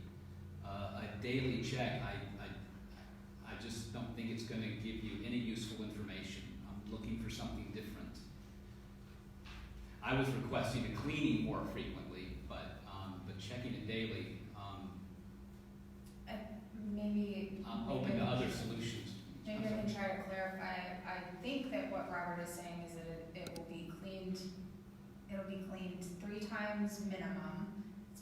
There's a potential for them to add additional cleaning into the schedule. And then as far as when Robert says QA, I think he's talking about quality controlling and making sure that the number, that the cleaning that took place was adequate and frequent enough, and if it wasn't, then it would be remedied. So on a daily basis, the QA would happen on what took place. I hear your sentiment, and I guess I'm asking that allow us to, our QA right now, it will be more frequent. I'm saying daily, it's going, I think initially, if our process is working, then a day works, but initially, we've got to push it out there and get it. We understand clearly what you're looking for, and, the things that we will do is we need to ensure the trash is picked up. We need to ensure it's tidy where it is. The major cleans won't be every, major clean is something, that's a different term I use, but allow us to go through the process and we'll adjust it as necessary. And that actually begins today. Okay, good. Jessica just reported, and this was new to me, that you could request additional cleanings if they were needed. So I've had very different experiences. There are times when I will say the bathrooms are filthy and says, I'll get on it, I'll call them, and the person in dispatch will tell me that. A second experience, more recent experience is, sorry, nothing I can do. It'll be cleaned when it gets cleaned. So what can I expect from dispatch if I report a dirty bathroom, I guess? That they'll report it to the appropriate people. What we've got, our schedule right now is working in the process that we have, and we're looking at the process, so continue to. I hear that you are. Okay. Continue to report it, and we'll report back, and your point is well taken, to hear it is loud and clear. In fact, I was there today with your chair, so, okay. Thank you for all of this time on the agenda to talk about bathrooms. Yes. Well, it's part of a bigger conversation, because if the transit management company was given 20 models of the car I drove in college and told to run the transit system with it, they would do it. But what I'm hearing is that the past 20 years of the city of Asheville, seeing that a class of workers and veterans and elders and students are less valuable to have access, is how we got in the situation. It's not the people in this room, it's an attitude. And a day is coming when we are going to celebrate getting some things done. So you might want to go ahead and make that praise report, because we're watching very carefully and we're looking for something to celebrate that's going well. Right now it's very little. but ready. I'm ready. I can tell you Jessica has done a great job in pushing your point. We got that loud and clear. And I've been appreciative of her responsiveness to my concerns, and again, today as well, and I look forward to hearing an update. Thank you. It was before I was chair, so I don't know who, but I believe the driver training report was a request from someone on the committee.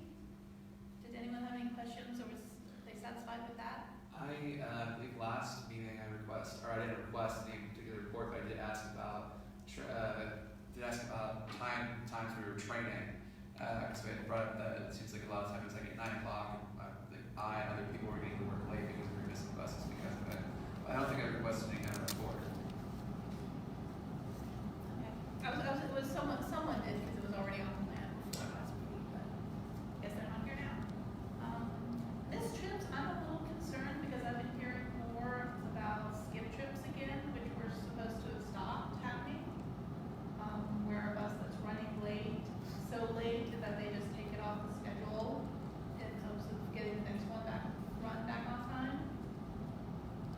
And I've been hearing about that again lately, so.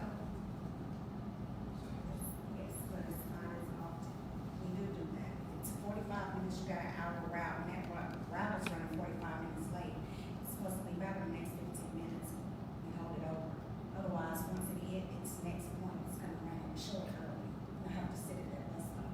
So we're holding it at the station before it goes back out, so So if that's a 30-minute route, is it like 75% late? Is there like a number where it's like, oh, we gotta hold this? Because 45 minutes for an hour route.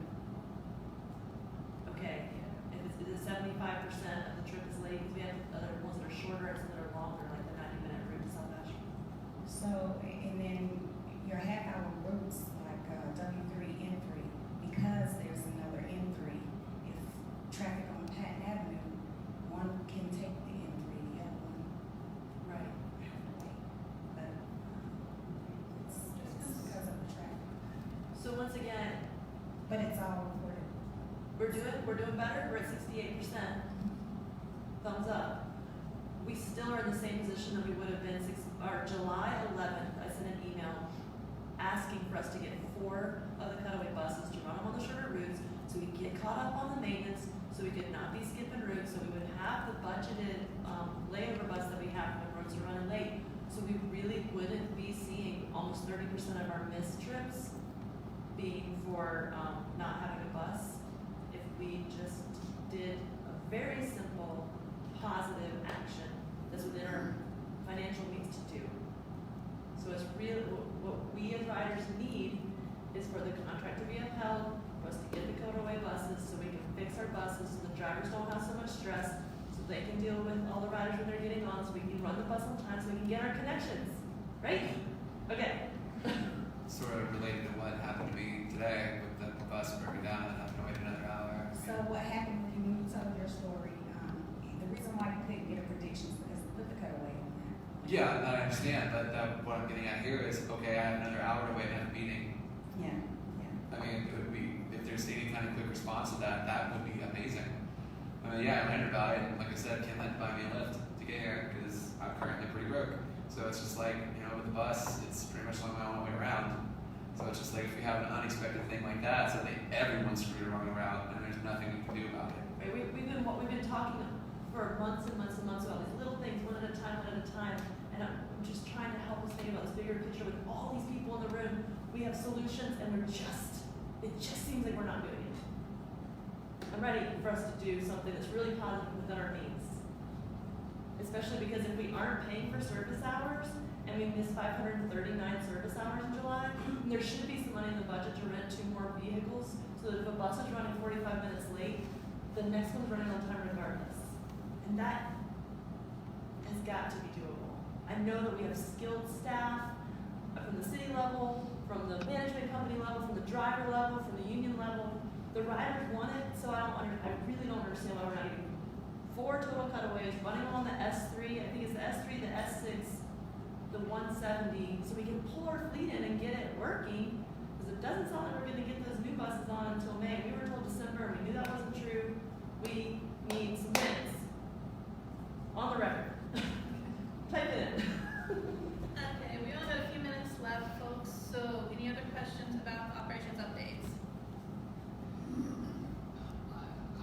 state to do this, there's another memo I'm in the process of writing. And I'm gonna start the process now. So there are bus stops with structures that have broken plexiglass, and it's been broken for 3 months. There are bus stops that have structures that have very vulgar words written in large black letters, and it's been that way for 3 months. And so, rather than delay this a month, I'm just going to ask more quickly about reviewing that process. When does someone go around and look at all the bus stops? I mean, this is such an obvious piece of broken plexiglass. It obviously hasn't, I don't think there's been an inspection in 3 months. The vulgar words, you have to go look down and see where they're written. But how often does that inspection occur? And I'm just interested in getting that process started, because I think I'm taken in by your wanting to improve the QA, and so I want to start this process more quickly. Our operators are out there daily, and if once they see something, they report it. And I have not had a report about the broke shelters. 3 months, it's. Where? See, I could do that, and Please. that would be, and I will, but I'm gonna get on my pulpit first. There's a different solution, and the different solution is that you inspect them on a periodic basis, maybe monthly. You visit every shelter, and because the graffiti, no driver will ever see that. You know, no driver will see the graffiti that's on the seat that I sit on, and I look the other way. So I think a different solution, rather than waiting for a report, is to actually have a physical inspection periodically. It's your QA. This is actually what I'm looking for. So we need to look at that as well. I don't have a response. Let me look at that and get back with Jessica on how we can work that through. Okay? And I will tell you the bus stops. I mean, it's the one with the broken plexiglass is on Tunnel Road at Crockett or Dillingham. It's been broken for 3 months. It's about this big, right in the middle. So It's not round, it's jagged. I agree that it needs to be both like an ongoing process, but also, again, tell us, people submit through the Asheville app or through iRide all the time, and then we can put in, a work order if necessary, or I mean, that's how it gets done more effectively, more quickly, is if we know about it. I will say I agree that there should be more QA from staff's end, but also this sort of thing is part of what our Noteworthy Rider Experience section is for, is to officially report these things so they can follow up on it. And maybe we need more and better advertisement of the ways that riders in general could report things at their stops. Right. People who maybe aren't aware of all the options there. So the pornography, the vulgar words are at College Street and Charlotte on the outbound route. That's exactly what we're talking about. And Jessica, to be fair to you, I will report these, but I'm also looking for different solutions than just reporting. I think it's a win-win if we both do it, and I'm not seeing it from the other side. So, thank you. For OTP, I would just point out quickly that it looks like the early routes are going up again, and that is the one that we've heard over and over again that is supposed to be the Cardinals in bus performance. There's really no excuse for drivers leaving early. Agreed, 100%. I will say, to add on to that, there's been a number, at least 3 different buses I've noticed that their little time strip on the top is off by about 3 or 4 minutes sometimes, and I think that may contribute to it. I mean, there were times that I can look at my phone and it'll be 5:56, and their clock will say 6 o'clock, and I think that you might want to fine tune some of those. Okay, thank you. That's, we can look into that. We are over time now, so we can move on really quickly. Our plan currently was to have the TMP prioritization discussion as a special meeting. We sent that doodle poll for that last month and couldn't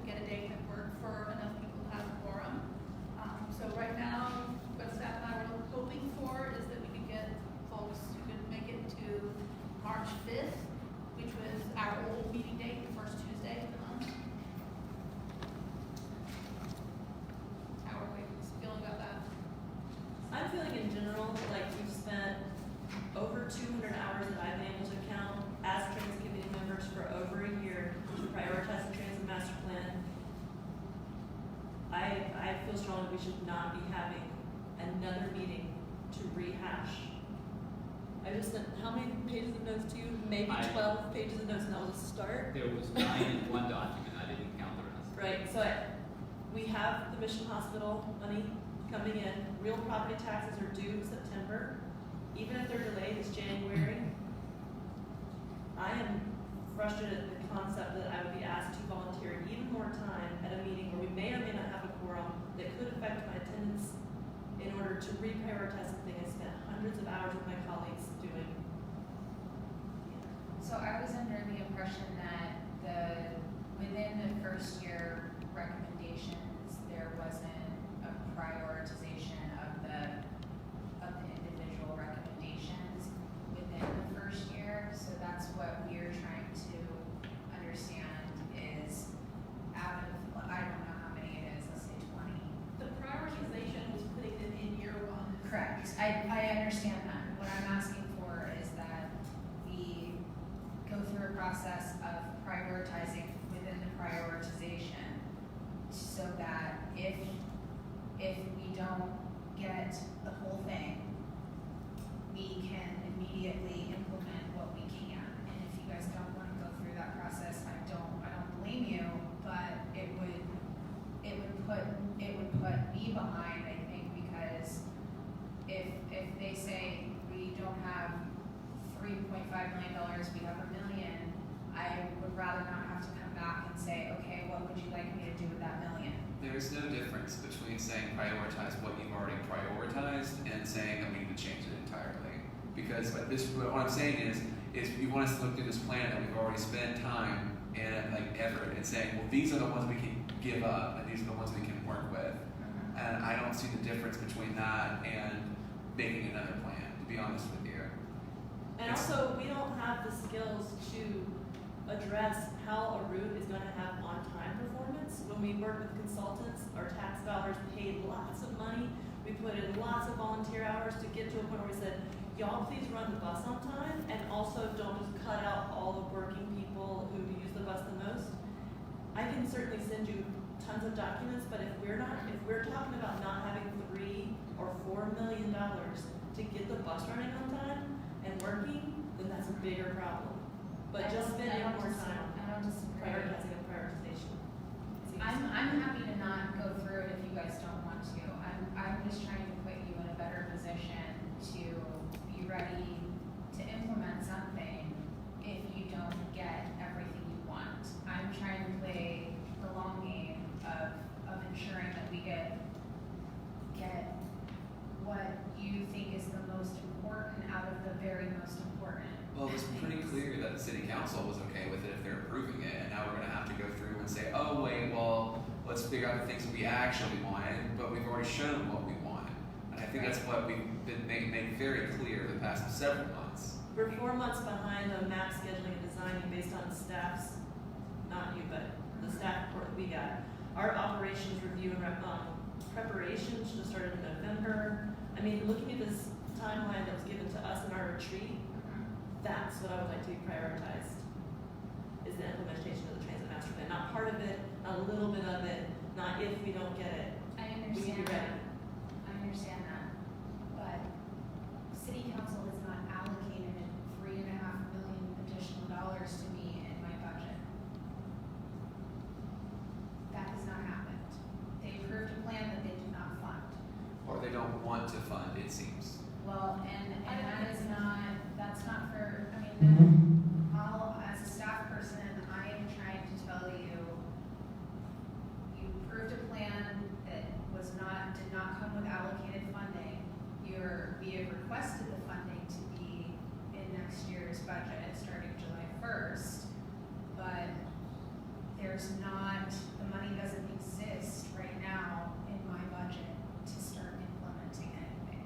So we cannot start 40% expansion without actual dollars in our budget. And so if they approve that for next year, there's still a lead time that we have to go through for them to hire 40% more staff. And I'm trying to provide like an actual solution. The best thing I can think of is if staff came to us and said, if you have $1 million, this is what you get. fine. If that's the work that needs to be done instead of implementing the transit master plan for you to be able to be successfully doing your job the way that your bosses are telling you to, great. We are done with the transit master plan prioritization to the point that I think our skill sets allow us volunteers who ride the bus. Okay, I mean, I just am trying to, in the interest again of transparency and accountability and public engagement, say, let's look at these individual recommendations and say, okay, you can buy yourself with a certain amount of money, you can buy yourself this package of recommendations that will serve this part of town with this many riders and jobs versus a different one, and I wanna make sure So that. you're asking a group of volunteers to prioritize which neighbors get bus service, and I don't think that's appropriate for us to be put in that position or for our staff to put us in that position. And I think it causes more conflict when it's not necessary, when we already did very positive, diligent work from both sides. Okay. I'm not gonna argue with you, I'm not interested in having extra special meetings either, to be honest. So, I would just I'm just trying to do what I thought was what you guys were requesting. I appreciate that, and I think when the funding question seemed like a bigger issue, I was on board with having a meeting, even if it was not, in my idea, deal with the right outcome. But I do think where we know we're getting this influx of funding, and we know no matter what, and what we heard is that basically until the money's allocated, the rollout's not going to happen. So I think no matter what, there's going to be some sort of lag between the approval of the budget and the rollout. So I think most of us probably want to just push for full funding. If that doesn't happen come June or July, then we can have an emergency special meeting where we try to prioritize it. But I agree with Kim about the limitations, and I don't even feel a certain legitimacy for me to sit here and say what route gets prioritized when there were so many other people involved in this conversation. So I personally would rather put that conversation off until we absolutely have to have it, which I would think is after we find out what the budget is. I don't know how much that's going to affect rollout anyway, since there is going to be, my understanding is at least 4 months is what we can do. Jeff? I am so appreciative of both points of view here, and I just was going to say I am available on March 5th. Well, in January, I said everything that Kim just said, as far as not wanting to discuss it again, we already did it. Bruce wanted a fuller discussion of it, and I eventually came around to that thought, and what the reasoning I came around was that this would be a chance to hear the details of how much each thing would cost and why we're being told we can't have it. Basically, at that special meeting, I still would have said everything's a priority except that we ought to move the Hendersonville frequency up from year 2 and add that to year 1 too. If the majority here now is in favor of no special meeting, and if you think you can move forward with that, then I see no reason to have it.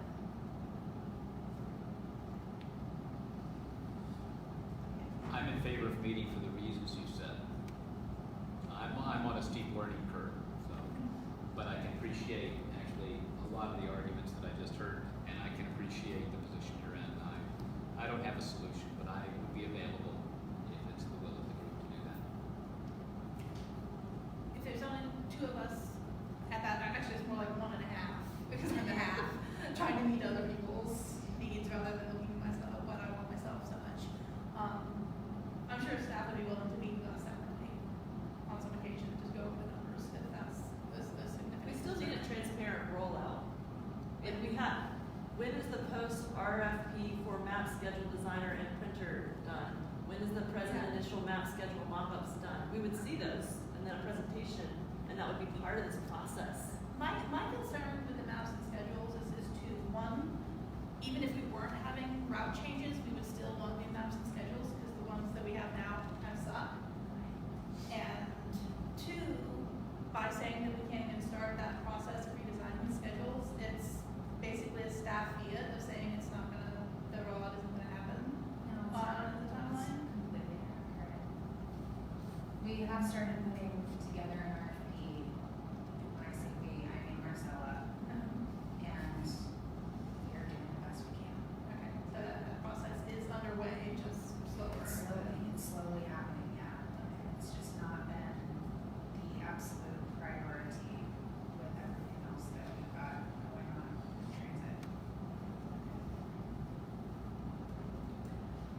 just like to conclude by saying, just a reminder, if somebody said this, I think it was something that Kim wrote, we are all in this together, we're all on the same side, and I'm glad for that.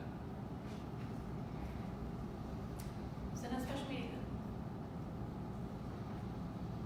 Yeah, I'd rather our energy go to just be pushing everywhere we can to get it fully funded. And if we don't get it fully funded, then have a special meeting. And for staff to be able to do what they need to do, and not having another meeting digging through the details of over 100 pages. Great. Any last public comment? Going once, going twice? We are adjourned.